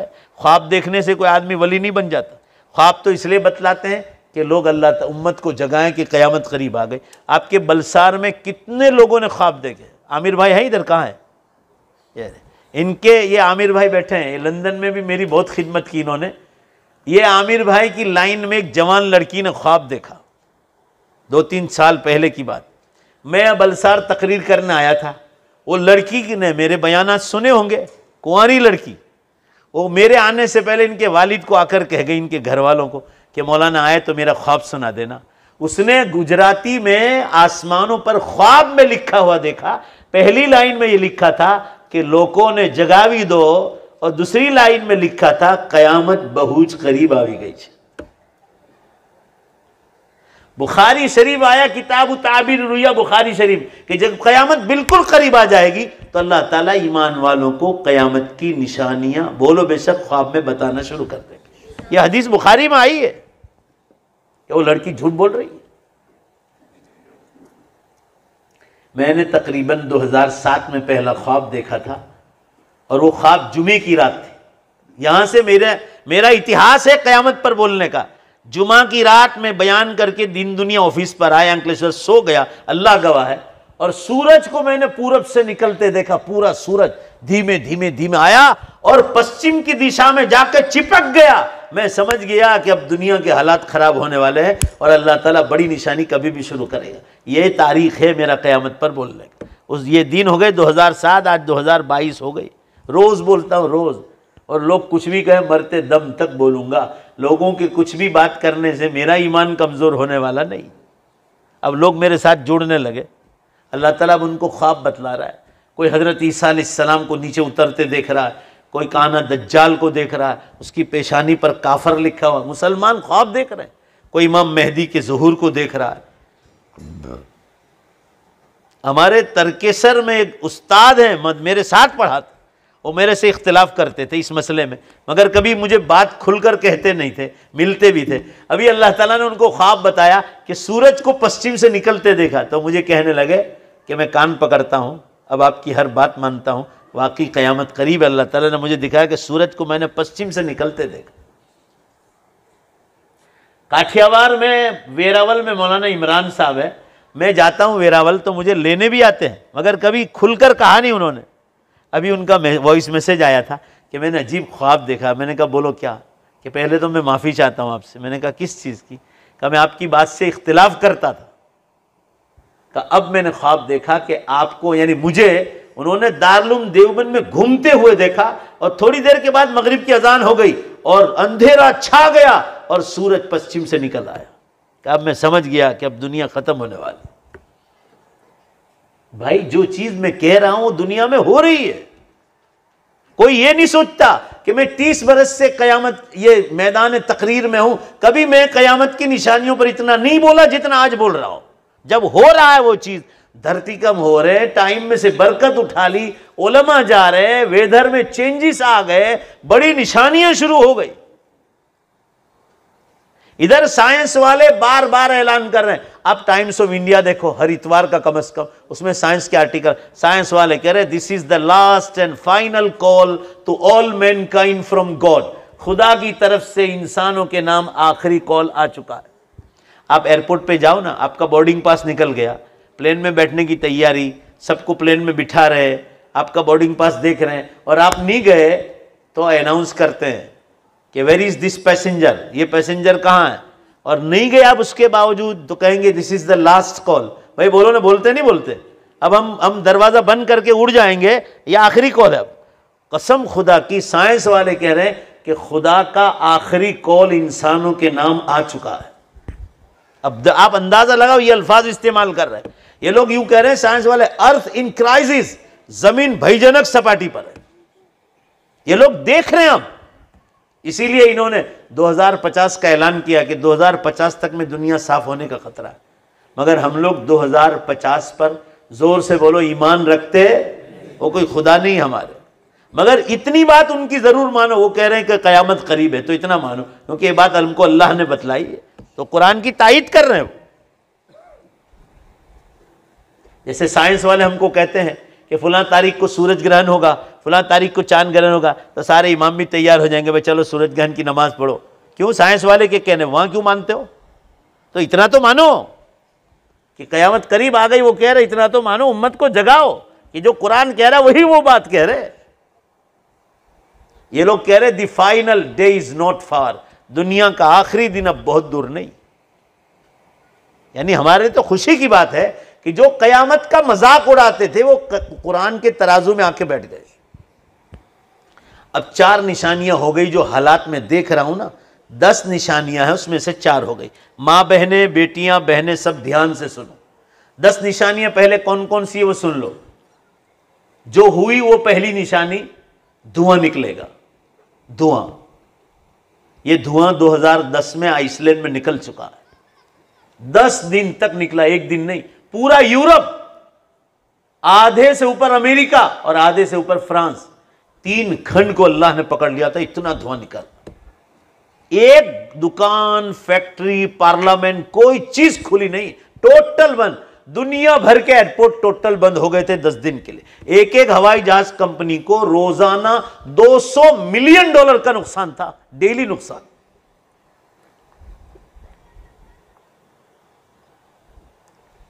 अब कौन सा धुआं? इतना बड़ा धुआं कभी इतिहास में कभी नहीं निकला जो अभी 2010 में 14 अप्रैल से 24 अप्रैल तक निकला। ये धुआं निकल गया। और 3 बड़े जलजले, जापान का जलजला, वलखस फिल मशरिक, कुरान ने कहा, हदीस में कहा गया 10 निशानियों में पूरब का जलजला होगा जिसमें लोग जमीनों में डांट दिए जाएंगे। देखो 1.5 लाख आदमी मारे गए 2011 में जापान के जलजले। 2012 में वलखस फिल मगरिब, यूरोप का जलजला। वलखस फी जजीरतिल अरब, चौथी निशानी, अरबस्तान का जलजला 2013 में इराक, ईरान, यमन और सऊदीया में हुआ। 1.5 लाख के करीब जापान में मारे गए लोग और 20,000 आदमी गायब है। अब जापान हुकूमत कह रही कि 20,000 आदमी हमारे गायब हैं। अब आपको हदीस में बतलाया गया है कि खसफ होगा। खसफ कहते हैं जमीन फटेगी और लोग जमीनों में डांट दिए जाएंगे। अब जापान हुकूमत ने कहा, अखबारों में आया कि हमारे 20,000 आदमी मिल नहीं रहे। अब बोलो बेशक इसका क्या मतलब हुआ? अल्लाह ने जो खसफ लाने का कहा था गायब कर दिए, नहीं कर दे? ये अब आपको कहीं फरिश्ता के थोड़ी कह गया। अकल क्या चीज़? अकल भी कोई चीज़ है कि नहीं? कुरान में बार बार कहा फला ताकिलून, अफला ताकिलून, कि अल्लाह ने तुमको अकल नहीं दी? यूरोप में जलजला हुआ, 66,000 आदमी मरे और वो कह रहे हैं 9,000 हमारे आदमी गायब है, नामो निशान ही नहीं। अरबस्तान का जलजला हुआ, 32,000 आदमी मरे, वो कह रहे हैं 3,000 आदमी गायब है, सब जमीनों में डांट दिए गए। अल्लाह हमारी सबकी आमीन को हिफाजत फरमा। अब उलमा का कहना है, मक्का शरीफ के इमाम शेख माहिर मोइकली का खुतबा इंटरनेट पर मौजूद है, देख लो आप, उलमा से उसका तर्जमा करवा लो, जो उन्होंने लॉकडाउन से पहले आखिरी अरफात के मैदान में दिया। उसमें उन्होंने कहा वल्लाहि अल उम्मा कद इख्ततमत अशरातुस्सा अल कुबरा तकरीबन वल उम्मा गाफिलतुन व नाइमतुन। अल्लाह की कसम क़यामत की बड़ी निशानियां ज़्यादातर ख़त्म हो गई और उम्मत गफलत में सो रही। क्या वो हरम का इमाम झूठ बोल रहा है? 20 किताबें दज्जाल के निकलने की मार्केट में आ चुकी, आज तक क्यों नहीं आई? सबका एक ही जवाब है कि निकलने की तैयारी है। मुसलमानों को अल्लाह ताला ख्वाब बतला रहा है और ये निकल गया तो हजरत ईसा अलैहिस्सलाम का नुज़ूल भी होगा और इमाम मेहदी का ज़हूर भी होगा। तारीख हम कभी नहीं बतला सकते, ये अल्लाह के इल्म में। और उसके बाद सूरज पश्चिम से निकलेगा और तौबा का दरवाजा बंद हो जाएगा। ये आमिर भाई दूसरे गवाह हैं, दूसरी बात में पूछ लो। लेस्टर में दमन का एक लड़का है, उसने एक दिन इनसे कहा कि मौलाना को मेरे घर उतारो। जब वो इंग्लैंड आए, उनके घर रुके, मैं 4-5 दिन लेस्टर में रहा, उसी नौजवान के यहाँ ठहरे। उसने एक दिन रात तरावी के बाद आया और सोने की तैयारी की, कहा मौलाना अपना एक ख्वाब सुनाना चाहता हूँ। मैंने कहा बोलो क्या बात है। मुझे कहने लगे कि मैंने चंद दिनों पहले ख्वाब देखा, आप क़यामत पर बहुत बोल रहे हैं। अब मैंने ख्वाब ये देखा कि आसमान जितना बड़ा दरवाज़ा है, आसमान जितना, और दोनों साइड से उसकी फाटक बंद हो रही है, और 1 फुट के बराबर बाकी 1 फुट के बराबर, और उस पर अरबी में लिखा था बाबुत तौबा, तौबा का दरवाज़ा। ये अल्लाह ताला की तरफ से इशारे हो रहे हैं। यही ख्वाब मैंने भी देखा, अल्लाह को गवाह रख कर कह रहा हूँ, ये बात मैंने भी देखा। मैंने एक तीसरा ख्वाब ये देखा था, रात का सख्त अंधेरा, देख लो आप, और मस्जिद नबवी को मैंने पूरा आसमान पर चमकते देखा, और आप सल्लल्लाहु अलैहि वसल्लम के गुंबद मुबारक बिल्कुल चमक रहा है रात के अंधेरे में आसमानों पर, और उस पर एक पट्टी है जिस पर लाइट फ्लैश मार रही, और उस पर अरबी में लिखा हुआ मैंने देखा, अल्लाह गवाह, जाअत यौमुल क़ियामा, क़यामत का दिन करीब आ गया। और उसके बाद पूरी दुनिया को मैंने टूटते हुए देखा, उसमें मैं भी चला गया। जो चीज होने वाली है वो होने वाली, मगर इंशाअल्लाह बोलो, ईमान वालों के लिए बोलो इंशाअल्लाह कोई खतरा नहीं। यकीन मानो, यकीन पैदा करो। मसला यकीन की कमजोरी का है, हमारा यकीन कमजोर है। अल्लाह के साथ यकीन मजबूत करो, जितना अल्लाह को राजी करोगे, यकीन मजबूत करोगे, कब्र भी आसानी से गुजरेगी। हम कब्र में कफन लपेट कर सोए होंगे, कोई कब्रिस्तान में हमारी सहेली, कोई दोस्त अहबाब, कोई नहीं आएगा, कोई आएगा ही नहीं। मैं आपको चैलेंज करता हूं, कोई याद नहीं करता है, मगर आप अगर यकीन मजबूत लेकर गए, बोलो इंशाअल्लाह कब्र में नूर ही नूर फैलेगा। आप मजे की नींद सो गए जो दुनिया में कभी एयर कंडीशन में नहीं मिली हो। अल्लाह का वादा बिल्कुल सच्चा है, आप मजे उड़ाओगे कब्र में, उसका मजा ही अलग है। यकीन होना चाहिए। यकीन नहीं हो और मैं यूं कहूं कि देखो मेरे हाथ में घड़ी है, और आप सब ना कहो कि नहीं घड़ी है ही नहीं, तो उसका क्या इलाज है? मैं कहूं ये लाउड स्पीकर है, आप कहो कि नहीं लाउड स्पीकर है ही नहीं, उसका क्या इलाज है? यकीन नहीं है आपका। सर पे पंखा चल रहा हूं, मैं कह रहा हूं ये 3 पंख का पंखा है, हवा देता है, आप कहो पंखा ही नहीं, उसका क्या इलाज? इसका कोई इलाज नहीं। आप पर नास्तिक का फतवा लगेगा, इसका यही इलाज है, आपका यकीन कमजोर है। यकीन मजबूत करो, माए बहनें भी और मर्द भी, बुजुर्गान दीन भी। हालात बहुत ज्यादा डेंजर हो चुके हैं, इतने डेंजर जलजले हो रहे हैं। इंग्लैंड में भी 3 धरतीकंप पूरे इंग्लैंड में 2 महीने हुए। अभी मैं कश्मीर जाके आया, उधर तो इतने जलजले हो रहे हैं पहाड़ों पर कि वो जलजले पाकिस्तान होकर अफगानिस्तान जा रहे, उधर ऊपर निकल रहे, ऊपर निकल रहे।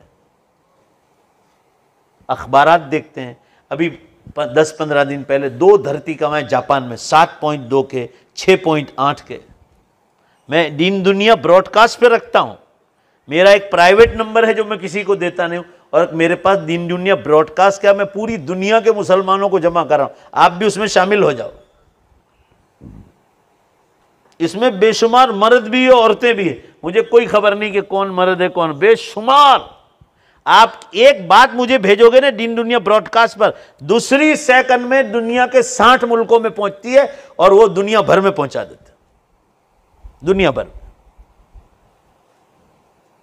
अर्ज करने का मंशा यह है, अच्छी बातें भेजो आप, हम आपको पहुंचाते हैं। जलजला होता है, हालात ठीक नहीं होते, कुछ भी होता है, तो मैं बतलाता हूं कि देखो ये हालात चल रहे हैं, 4 निशानियां हो गई और 6 निशानियां बाकी है।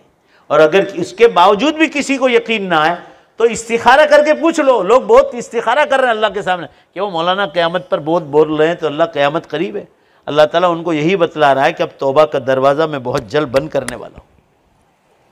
अब मैं आखिर में सिर्फ ये अर्ज़ करना चाह रहा हूँ, आपसे एक बार ज़ोर से सुनना चाहता हूँ, आपको बेशक बोलकर जवाब देना है। अब मेरी बात सुनने के बाद आप जवाब दो, क्या क़यामत करीब है कि नहीं है? बहुत करीब है, चंद बरस बाकी, और वो बरस महीनों की तरह निकल जाएगी, क्योंकि टाइम में से बरकत ही उठा लिए।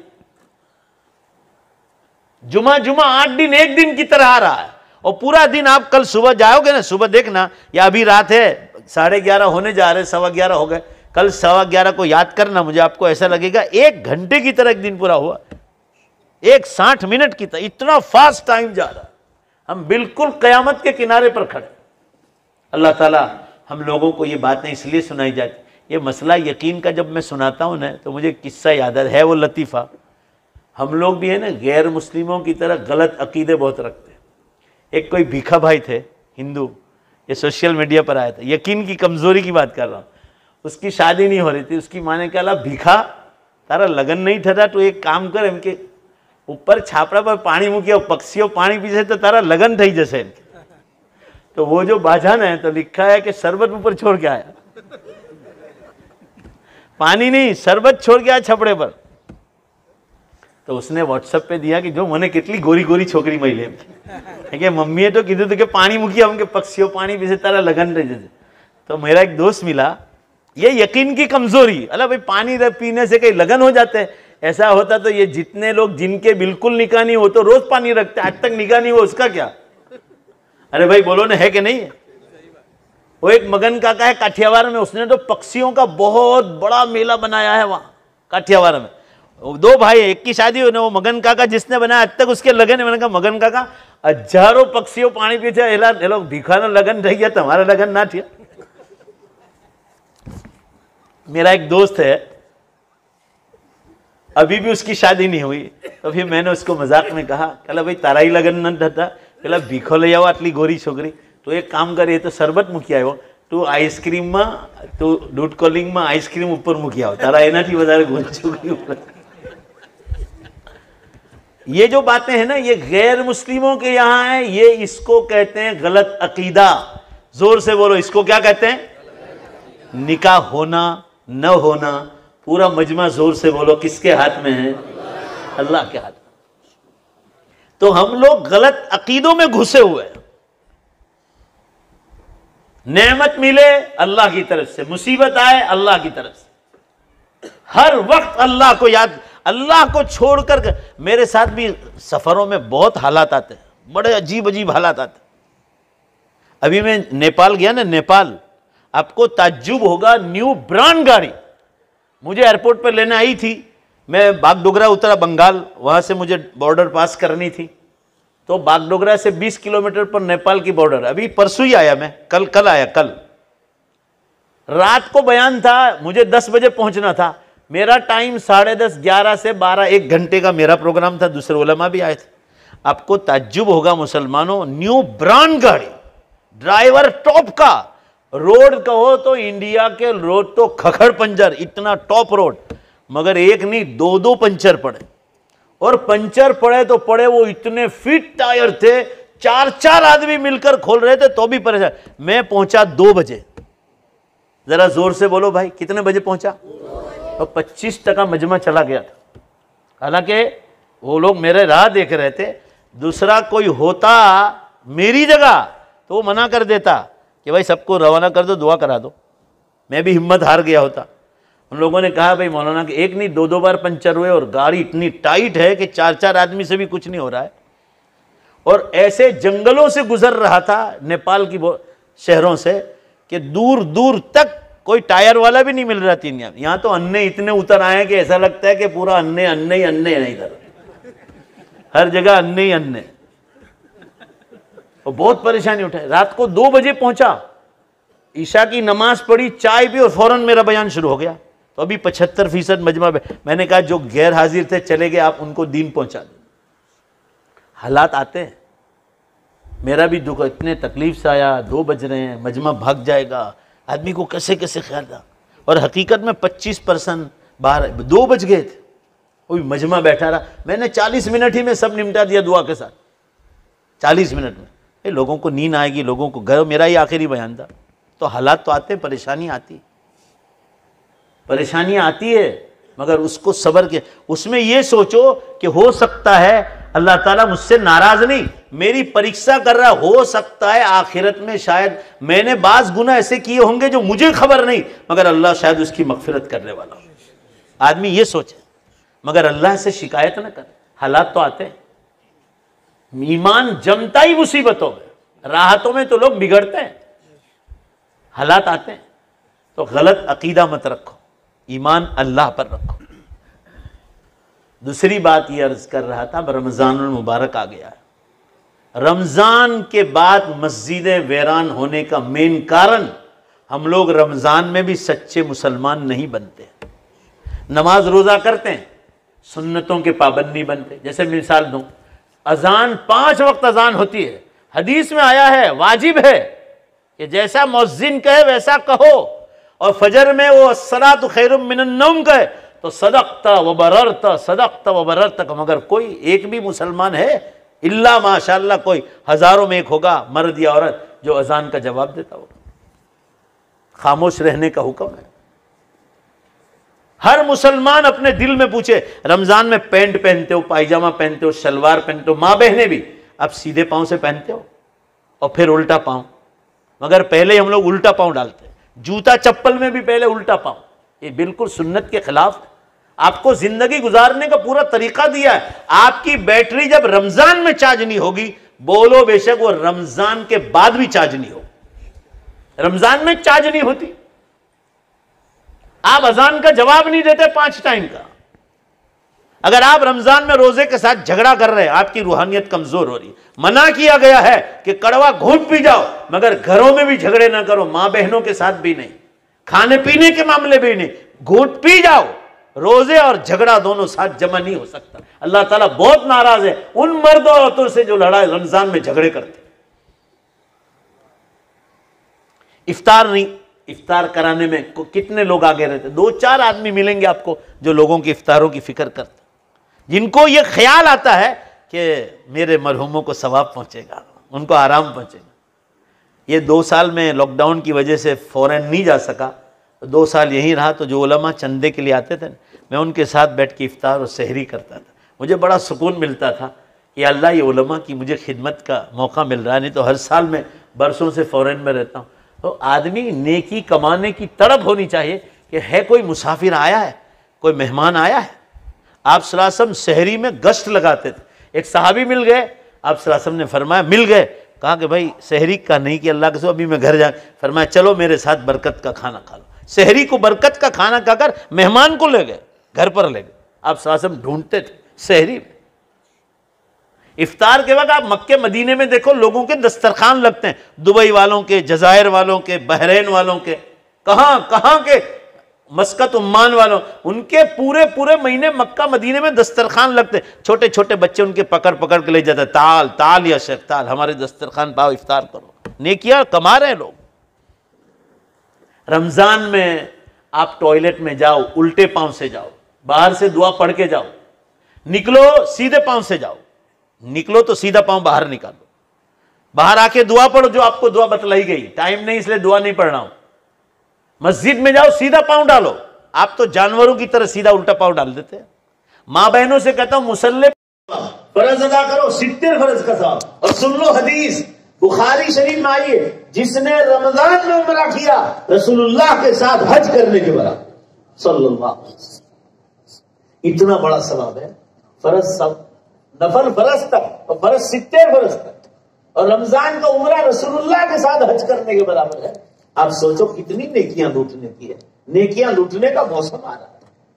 कितने लोग अभी अभी इंतकाल कर गए। मुझे कनाडा में एक नौजवान बुलाता है, उसकी बेचारे की वालदा अभी दीवा गांव में इंतकाल कर, चलती फिरती चली गई, प्रेशर की बीमारी। आमीन कहो सब, अल्लाह उसकी मग़फ़िरत करे। रोजाना एक पारा कुरान। इतनी खूबसूरत औरत, पाकदामन, कि शायद किसी मर्द से कभी निगाह मिलाई। बुर्का नहीं पहनती मगर पाकदामन थी। मैं आपसे क्या अर्ज करना चाह रहा हूं। अब वो लड़का मुझे बुलाता है वहां कनाडा में, और पूरा महीना बयान करवाता है। अब उसकी वालिदा कब्र में झूमेगी कि नहीं झूमेगी? बोलो ना भाई, जोर से बोलो ना।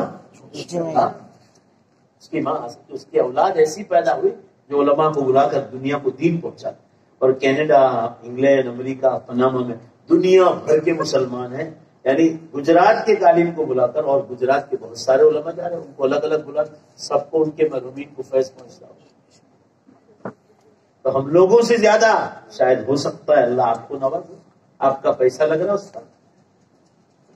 तो रमजान में नेकियां लूटो, इधर उधर की मजलिसें न करो, और कोई झूठ बोले या गीबत करे किसी की, आगे चलकर उसको समझाओ, भाई रमजान चल रहा है, जबान की हिफाजत करो। आप कहो उसको, रमजान में गुनाह करोगे पहाड़ के बराबर हो जाएगा छोटा गुनाह, ये याद रखना। जहां नेकियों का सवाब ज्यादा है, गुनाह का सजा भी ज्यादा। तरावी एक छूटनी नहीं चाहिए, ये नेकियों के रुकने का मौसम है। इफ्तार कराओ, इफ्तारी से पहले दुआएं कबूल होती। माँ बहनों को कहता हूं ये बातें दूसरों तक पहुंचाओ, सहेलियों को। चूल्हे 10 मिनट पहले वुजू के साथ रेडी रहो, और 10 मिनट पहले चूल्हा बंद हो जाना चाहिए। एक मरतबा साहबा ने पूछा था, अल्लाह के रसूल कोई खास बात है, मगरिब से पहले दुआ कबूल होती है इफ्तार में? क्या बेहतरीन जवाब दिया रसूलुल्लाह सल्लल्लाहु अलैहि वसल्लम। जरा ध्यान से सुनो हदीस को। आप सल्लल्लाहु अलैहि वसल्लम ने फरमाया, मेरे सहाबा ये बताओ, अगर तुम्हारे दरवाजे पर कोई भूखा और प्यासा आए और उसके चेहरे से लगता हो कि ये भूखा और प्यासा है, तो बताओ आपको रहम आएगा कि नहीं आएगा? भाई बोलो ना, आएगा कि नहीं? फरमाया, अल्लाह के खातिर भूखा और प्यासा रहने वाला, अल्लाह के खातिर भूखी और प्यासी रहने वाली बंदा और बंदी जब अल्लाह के सामने आएंगे और मांगेंगे, तो क्या अल्लाह को तरस नहीं आएगी? इसलिए दुआ कबूल होती है इफ्तारी से। मगर उस वक्त हम भजिए समोसों पर नजर, पकौड़ियां बनाती समोसे तल रही। अल्लाह की बंदियों, तौबा करो, तौबा करने की। कितनी जगह तो ऐसा सुनने में आया सफरों में कि आयशा, खदीजा अजान थई गई, जल्दी रोजे छोड़ के तमें खोलो, आऊं छो लो, अजान हो गई नबी उधर पर, तो वहां खजूर तो रखो कम से कम, दुआ पढ़ के शुरू कर दो। आप सल्लल्लाहु अलैहि वसल्लम ने फरमाया, अज्जिलू बिल इफ्तार, इफ्तार में जल्दी करो। कहीं की भी अजान सुन लो, बिस्मिल्लाह कर दो, कोई गुनाह नहीं। समझो बात, ये जरूरी नहीं कि आपके मोहल्ले की होगी तो ही कबूल होगा। बोलो कोई हदीस में है? तो क्या वो मगरिब से 25 मिनट पहले अजान दे रहा है क्या?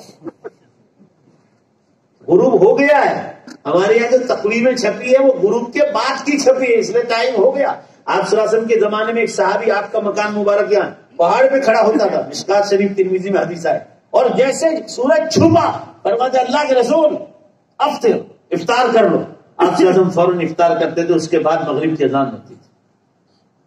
वो खबर थे, वो साथ खजूर लेकर जाते। और शहरी में देर से करने का हुक्म, अगर 5 बजे आखिरी टाइम है तो आपका 15 आखिरी मिनट शहरी में जाना चाहिए। जल्दी 4 बजे मत खाओ, अल्लाह आप पर तरस खा रहे, रहम खा रहे कि पीछे खाओगे देर से तो ये खाना गर्मियों में सर्दियों में तुमको काम लगेगा, रोजों में तुम्हें तकलीफ न हो। इसलिए शहरी देर से खाने का हुक्म है, और इफ्तार जोर से बोलो जल्दी खाने का।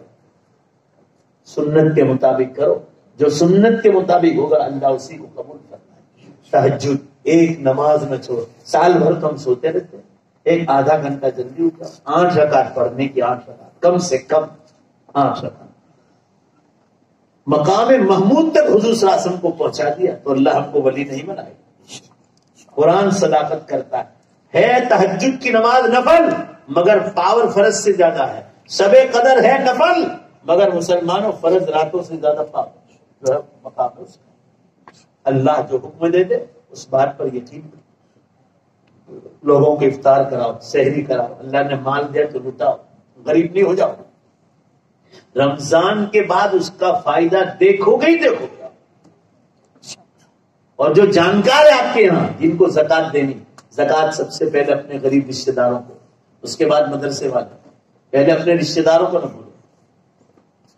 और जिन्होंने धंधा बना लिया, बाज गैर मुस्लिम लोग, औरतें बुर्का पहनकर आती है, आपको बना बतलाएगी जैसे मुसलमान है। गैर मुस्लिम मर्द टोपियां कफनी पायजामे पहनकर आएंगे, जिसको चाहे दे मत दिया करो, उसके बाद आईडी कार्ड मांगो। बाकायदा धंधे कर रहे लोग पकड़े गए, आपको आईडी कार्ड लाओ, मुसलमान है कि नहीं तलाश करो पहला। जिनके पेशे हैं 2-5 रुपए देकर इनको रवाना करो, उनको ज्यादा देनी।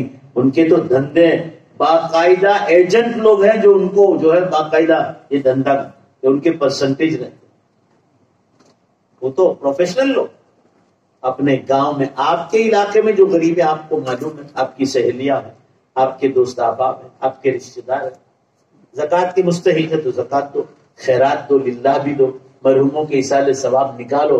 हमारे मरहुमीन बेचारे राह देख रहे हैं, एक दिन हम भी मरहूम होने ही वाले। भाई बोलो ना, होंगे कि नहीं? हम करेंगे ना तो अल्लाह हमारे लिए भी किसी को खड़ा करे। दुनिया में कुछ करके जाओ। हालात बहुत ज्यादा डेंजर हो चुके हैं। हो सकता है चंद बरस में अल्लाह आसमान और जमीन को खत्म कर। और आपको यकीन नहीं आया मेरी बात पर तो अल्लाह ताला से इस्तिखारा कर लो। बेशती जेवर में इस्तिखारे का तरीका बतला है, जरूरतुल मुस्लिमीन में भी है, मकबूल मसनून दुआ में भी है, सब किताबों में 2 रकात नफल पढ़नी है और उसको पढ़ के सो जाओ और अल्लाह से कहो कि अल्लाह, एक लोग बातें करते क़यामत करीब, अल्लाह बात सही, अल्लाह से पूछ लो, आपको फौरन जवाब मिलने ही वाला है और 100% मिलने वाला है कि क़यामत करीब है। अल्लाह ताला मेरे और आपकी इस बैठने को कबूल फरमाए। ये चंद बातें मैंने आप लोगों के सामने कही। मुझे वादा करके जाओ कि इंशाअल्लाह अज़ीज हम क़यामत आएगी जब आएगी, मगर अपनी मौत से ही पहले जवानी में बोलो अल्लाह को खूब राजी करने की, बोलो इंशाअल्लाह, जोर से बोलो, कोशिश करें। माँ बहनें भी धीमी आवाज से अपनी अपनी जगह बैठ और जोर से इंशाअल्लाह कहो कि एजुकेशन हासिल करें, खेती बाड़ी करें, बिजनेस करें, कुछ भी करें, मगर बोलो इंशाअल्लाह सच्चे मुसलमान भी बने। कामयाबी इसी में है। आप सब छोड़ छाड़ कर इन बंगलों से आपकी लाशें जनाजे में उठाकर लोग कब्रिस्तान में रवाना। अल्लामा इकबाल ने कहा था, जमीन खा गई, जमीन खा गई, आसमां कैसे कैसे मिटे नामियों के निशान कैसे कैसे। अल्लामा इकबाल मेरे और आपके बारे में कह रहे हैं कि तुम्हारे जैसे बड़े बड़े नामवरों के अल्लाह ने नामो निशान मिटा दिए तो तुम्हारी क्या हैसियत। मैं 2001 की बात कर रहा हूँ। यूसुफ खान दिलीप कुमार से जब मेरी मुलाकात हुई तो वो ऐसे चलते थे 85 साल की उम्र में जैसे कोई जवान चलता। उनके बाल तो ऐसे उछलते थे। यूसुफ खान दिलीप कुमार, उनकी सास और उनकी वाइफ का नाम शायरा बानू, वो तो भी हयात है, और उनकी सास उस वक्त जिंदा थी नसीम बानो। नसीम बानो के इंतकाल पर जो गुजरात के सारे पेपर्स आए थे उसमें उसकी जवानी के फोटो आए। ये जवान बेटियां और बहनें हैं ना, उनको भी कह रहा हूं और आपको भी कह रहा हूं, कितनी खूबसूरत थी मालूम है। उसको जो लक़ब मिला था जवानी में खूबसूरती का, मैं वो लक़ब को भी याद कर लेता हूं, मैं आपको बता दूंगा इंशाअल्लाह। हुस्न की परी, जोर से बोलो भाई, क्या मिला था? हुस्न की परी। अल्लाह अकबर। नसीम बानो को जो अल्लाह ने खूबसूरती दी थी, यूरोप और अमेरिका की औरतें शर्मा जाती। इतनी हसीन तरीन औरत जवानी में। मैंने तो उसको जवानी में नहीं देखा था, मैंने तो 2001 में देखा जब उसके गाल नीचे उतर गए, लठड़ रहे, बाल एक एक बाल सफेद हो गया। उसकी बेटी शायरा बानू उस वक्त जवान थी, वो हाथ पकड़ के वो मेरे सामने लाके दिलीप कुमार के घर में बिठाया। ऐसे बड़े लोगों को नाम लेकर मैं शायरी पढ़ के आपको कहता हूं। अल्लामा इकबाल कह रहे, जमीन खा गई, आसमां कैसे कैसे। शायर क्या कहते हैं? आसमान जैसे इंसानों को जमीन खा गई, मिटे नामियों के निशान कैसे कैसे। बड़े बड़े, जरा जोर से बोलो ना, बेशक अल्लाह राजी हो जाएंगे। नामो निशान मिटा दिया तो हमारा भी मिट जाए, मगर अल्लाह को राजी करके जाएंगे तो कब्र में भी बहुत मजे करेंगे। बोलो इंशाअल्लाह, चाहे कोई याद न, हाँ कोई याद। यहां अल्लाह को राजी करके कयामत बहुत करीब है। और मेरे अकेले की बात नहीं, आप सब मिलकर उम्मत को जगाओ, उम्मत को जगाओ। मैं तो सारे इंडिया के न्यूज़पेपर्स हैं ना, उसमें कयामत के आर्टिकल्स देने वाला हूं, अलग अलग जुबान में, रमजान बाद। अब वो कबूल करे ना करे उनकी मर्जी, मगर अल्लाह ने चाहा तो काम होगा। आप लोगों से भी कहता हूं कि जब हमारी किताब आप तक पहुंच जाए, गैर मुस्लिमों के जो मैं तैयार कर रहा हूं, आप अपने दोस्तों को पहुंचाओ। गैरों जिनको जन्नत में ले जाना हो ले जाओ। दुनिया के किसी बादशाहों से डरने की जरूरत नहीं। बोलो बेशक डरने की जरूरत है तो अल्लाह रब्बुल आलमीन से डरना, कोई से डरना है सिर्फ अल्लाह रब्बुल आलमीन। ऐसे सैकड़ों भी आ जाए ना तो कोई डरने की बात नहीं। हालात तो आते रहते जाते रहते, हालात ही में तो ईमान बनता है। अल्लाह ताला ये चंद बातों पर मुझे और आपको अमल की तौफीक अता फरमाए। जरा वादा करो ना, रमजान बराबर गुजारेंगे ना इंशाअल्लाह। अल्लाह तौफीक। ये एक ऐलान है, नेपाल जो मैं अभी जाके आया, जामिया उम्मे सलमा, इसमें 150 बच्चियां पढ़ रही है। इस मदरसे में मैं खुद जाकर आया हूं, हमारी सरपरस्ती में चलता है। और इसी तरह जामिया खदीजतुल कुबरा, ये भी वहां से थोड़ा दूर है, यहाँ 250 बच्चियां पढ़ रही है। और मौलाना आपका था आसाम वाले मदरसे का नाम बोलो ना, सबके आपको मदरसे का नाम नहीं आता? मदरसे का नाम क्या? अच्छा, अल्लाह। ये भी एक दारुल है इनके, यहाँ भी मैं आसाम गया हूँ। अब हजरात से गुजारिश है कि रमजान में जो आप ज़कात निकालने वाले, उलमा ने लिखा है कि अगर अभी भी दे देंगे आप, और नीयत ये है कि मैं जो रमजान में देने वाला हूँ ये मदरसे वाले आए तो अभी से इनको दें ज़कात, तो ज़कात के आप अलग डालेंगे और लिल्लाह और खैरात जो है वो अलग डालेंगे। और ये तीनों मदरसे की जितनी रकम जमा होगी हम तीनों को बराबर की तकसीम कर देंगे इंशाअल्लाह। अल्लाह ताला इसलिए दिल खोल कर दे। बहुत गरीब इलाका है, और आपको आप इनका एड्रेस लेकर आप वहां खुद भी जा सकते हैं, क्या क्या जरूरतें हैं। मैं तो हर साल ही जाता हूँ। तो ये आसाम के हैं और 2 नेपाल के हैं।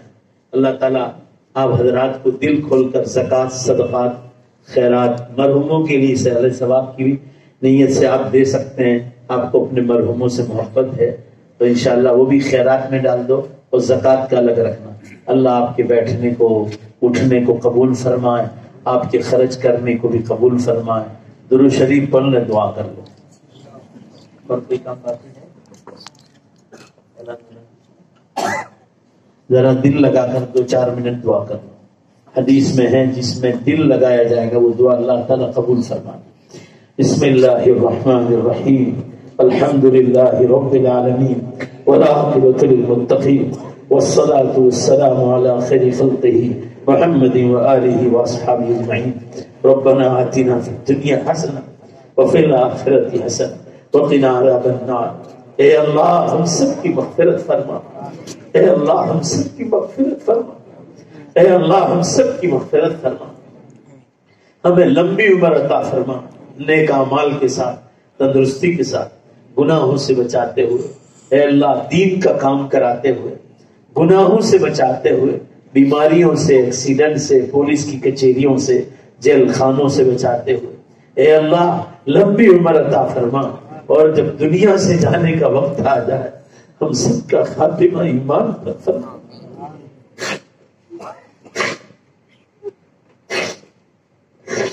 ए अल्लाह हम सबका खातिमा ईमान पर फरमा।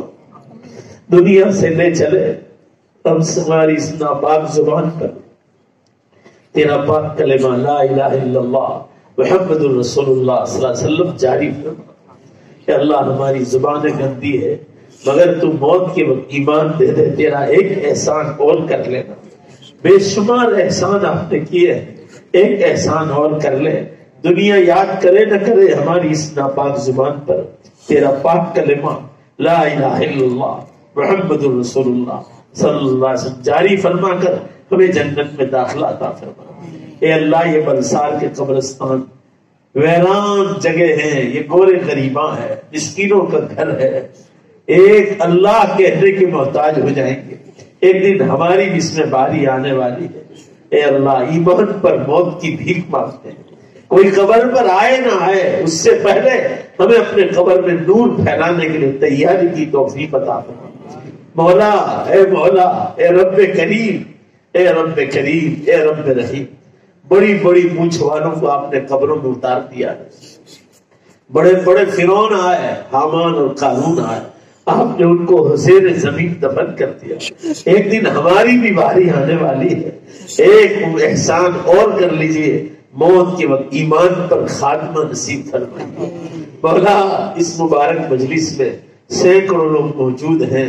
ऐ अल्लाह इन नौजवानों ने ये दीनी प्रोग्राम रखा है, कल भी रखा था, आज भी रखा। मदरसे की जलसे का मग़फ़िरत, इन नौजवानों की इस मेहनत को कबूल फरमा, इसमें जो मर्द और औरतें आई अल्लाह इनको कबूल फरमा, इन सब से तो रजामंदी का परवाना दे दे। हम चाहते हैं कि आप हमसे राजी हो जाए, आप राजी है तो हमारा बेड़ा पार है, आप नाराज है तो हमारा बेड़ा गर्क हो जाए। ए अल्लाह आप राजी हो जाए, हमारे दिल चाहता है आप हमसे राजी हो जाए, हम आपके महबूब बंदे और बंदियां बन जाए। ए अल्लाह उसके लिए जिंदगी में तेरे हुक्मों पर जिंदगी गुजारने की तौफीक अता फरमा। इस मुबारक मजलिस में जब कब्रिस्तान याद आता है तो हमारे मरहूम माँ बाप को हम नहीं भूल सकते, जिन माँ बाप ने हमें उंगलियां पकड़ पकड़ कर मदरसा बतलाया, स्कूल बतलाई, दुनिया और दीन की तालीम दी, अगर वो इन दुनिया से चलकर कब्रों में चले गए, ए अल्लाह तू उनकी मग़फ़िरत फरमा, ए अल्लाह तू उनकी मग़फ़िरत फरमा, उनकी कब्रों को नूर से भर दे, उनके दर्जात को बुलंद फरमा दे, उनकी कब्रों पर नूर की बारिश नाज़िल फरमा। अल्लाह इनकी कब्रों को रहमतों से, बरकतों से, मग़फ़िरतों से पूरी तरह आप ढांप लें। ए अल्लाह उनका हशर नबियों के साथ, सिद्दीकीन, शुहदा, सालिहीन और सालिहात के साथ फरमा। तुम्हें कुछ खबर नहीं कि कब्रों में उम्मत का हाल क्या। ए अल्लाह तुम आप रहीम है, करीम है, गफूर रहीम है, गफ्फार ज़ुनूब व सत्तार अय्यूब है, आप माफ करने वाले हैं, आप पूरी उम्मत को भी माफ कर दें, आपको कोई पूछने वाला नहीं, अब पूरी उम्मत को माफ कर दे, सब पर से कब्र का अजाब हटा ले। आपने नबी सल्लल्लाहु अलैहि वसल्लम के जरिए बतलाया है कि हम कब्र में जिसको मारेंगे जिन्नात और इंसान के सिवा सबको पता चलेगा, मगर हम जिन्नात और इंसान को नहीं बताएंगे। तो एक बार साहबा ने पूछा था कि अल्लाह के रसूल जिन्नात और इंसान को कब्र का अजाब क्यों नहीं बतलाया जाता, तो अल्लाह ने वही के जरिए बतलाया था कि तुम मुर्दों को दफन करना छोड़ दोगे। अल्लाह आपने वही के जरिए बतलाया कि अगर कब्र का अजाब घर वालों को बता दे तो तुम मुर्दों को दफन करना छोड़ दोगे। अल्लाह उम्मत पर से अजाब हटा दे। ये बड़ा नेक मजमुआ है अल्लाह, ये सब ईमान वालों का मजमुआ है, इनके तमाम के मरहूमीन की बख्शिश फरमा दे। अल्लाह इनके मरहूमीन से राजी हो जाए। हमारे दादा दादी, नाना नानी, परदादे परनाने, परदादियां परनानियां, मामू बुबानियां, चचे चचियां, खाला खालू, उनकी औलादें, भाई बहन, रिश्तेदार, हम सब के जितने भी चले गए, अल्लाह उन सबको जन्नतुल फिरदौस में आला मकाम अता फरमा। उन सब से आप राजी हो जाए। और जिनके माँ बाप जिंदा है अल्लाह उन्हें खिदमत करके दुआएं लेने की तौफीक अता फरमा। मेरी वालिदा जिसने मेरी तरबियत की, अल्लाह बचपन में वालिद को नहीं देखा और उस बेवा औरत ने मेरी तरबियत की, उस बेवा औरत की कब्र पर तू करोड़ों रहमतें नाजिल करना। उसके अल्लाह उसने दीन सिखाया, दीन सिखाया तो आज मैं उम्मत को दो बातें बतला रहा।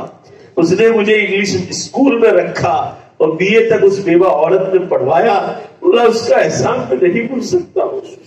उस औरत की कब्र को तू रहमतों से, बरकतों से और मग़फ़िरतों से पूरी तरह ढांप ले अल्लाह। तू उस औरत से राजी हो जा, उस बुरी औरत की तू मग़फ़िरत फरमा। वो बड़ी नेक और पालसा खातून थी, तो अल्लाह आप मुझसे ज्यादा जानते हो कितनी पाकदामन और कितनी नेक औरत थी। जवानी में 32 साल की उम्र में बेवा हो गई, उसने शादी तक नहीं की बच्चों के खातिर, और अल्लाह किसी गैर मर्द को मुंह नहीं दिखाया। उस औरत की कब्र पर तू करोड़ों रहमतें नाजिल फरमा। उसने तकरीबन 45 साल जो मदरसा पढ़ाया, अल्लाह उसको कबूल फरमा कर उसके दर्जात बुलंद फरमा। अल्लाह आपने पहली रात को हम दफन करके आए तो आप वालिदा के बारे में आपने ख्वाब बताया था कि जन्नत की हूरों जैसे कपड़े पहनकर जवानी का चेहरा खूबसूरत और मेरे सामने खड़ी है पलंग के पास। अल्लाह उस वक्त से हम खुश है कि आपने उनको जन्नत अता फरमा। हमारी सबकी माओं के साथ, सबके वालिद के साथ, सबके रिश्तेदारों के साथ यही मामला आप फरमा दें। अल्लाह कब्र की मंजर को आसान फरमा दे। जब हमारी बारी आए कब्र को जन्नत के बागीचों के एक बाग बना देना। हिंदुस्तान में मुसलमानों के इस्लाम पर जीना आसान फरमा। अल्लाह ये जितने हालात हैं हमारे गुनाहों की वजह से हमें सुधरने की तौफीक अता फरमा, सीधी राह पर आने की तौफीक अता फरमा। जवान बेटियों को बहनों को पर्दे की तौफीक अता फरमा। जवानों को दाढ़ी की सुन्नत जिंदा रखने की तौफीक अता फरमा। ए अल्लाह रमजान मुबारक आ रहा है, उसकी खुशियां अभी से दिलों में आ जाए, उसकी तैयारियों की तौफीक अता फरमा। पूरी उम्मत में एक आदमी रोजा में छोड़े, अल्लाह ऐसी तौफीक अता फरमा। तुम लोगों को इफ्तार कराएं, सहरी कराएं, लोगों को मदद करें, मदरसे वालों को मदद करें। अल्लाह रमजान में तहज्जुद पढ़े, कम से कम अव्वाबीन पढ़े मगरिब के बाद 6 रकात, 2-2 रकात की नीयत से। अल्लाह ये 2 नमाजें बहुत अहम है, तहज्जुद और अव्वाबीन। उम्मत को आप तौफीक अता फरमा और ज्यादा नवाफिल पढ़ने की तौफीक अता फरमा। अल्लाह उम्मत शब कदर के मामले में बहुत गफलत में है, लोग सो जाते हैं, सिर्फ 27वीं रात को भी दुआ होते ही भाग जाते हैं। अल्लाह हिदायत आपके हाथ में, उम्मत को आप हिदायत अता फरमा। हमारा ये आज के प्रोग्राम जो अल्लाह ब्रॉडकास्ट हो रहा है पूरे आलम में उम्मत तक पहुंचा दे। उम्मत को रमजान की तैयारियों की तौफीक अता फरमा। रमजान में लड़ाई झगड़ों से हिफाजत फरमा। जिक्र अस्कार, दुरूद शरीफ, इस्तग़फ़ार, दुआएं, तिलावत सब ज्यादा से ज्यादा करने की तौफीक अता फरमा। मरने से पहले पहले कुरान को समझने की तौफीक अता फरमा। गुजराती कुरान की तफसीरें देखने की तौफीक अता फरमा। हमें आपस में मोहब्बतों से रहने की तौफीक अता फरमा। उम्मत के बीमारों को शिफा अता फरमा। परेशान हालों की परेशानियों को दूर फरमा। अल्लाह जिनको औलाद नहीं उन्हें नेक सालेह, तंदुरुस्त और खूबसूरत औलाद अता फरमा। हमारा जहां भी रमजान गुजारना हो, बेहतर हो, अल्लाह वही हमको पहुंचा दे और तेरे दीन का फैज़ पहुंचा दे। सबकी रोजी रोटियों में बरकत अता फरमा। जिनके सरों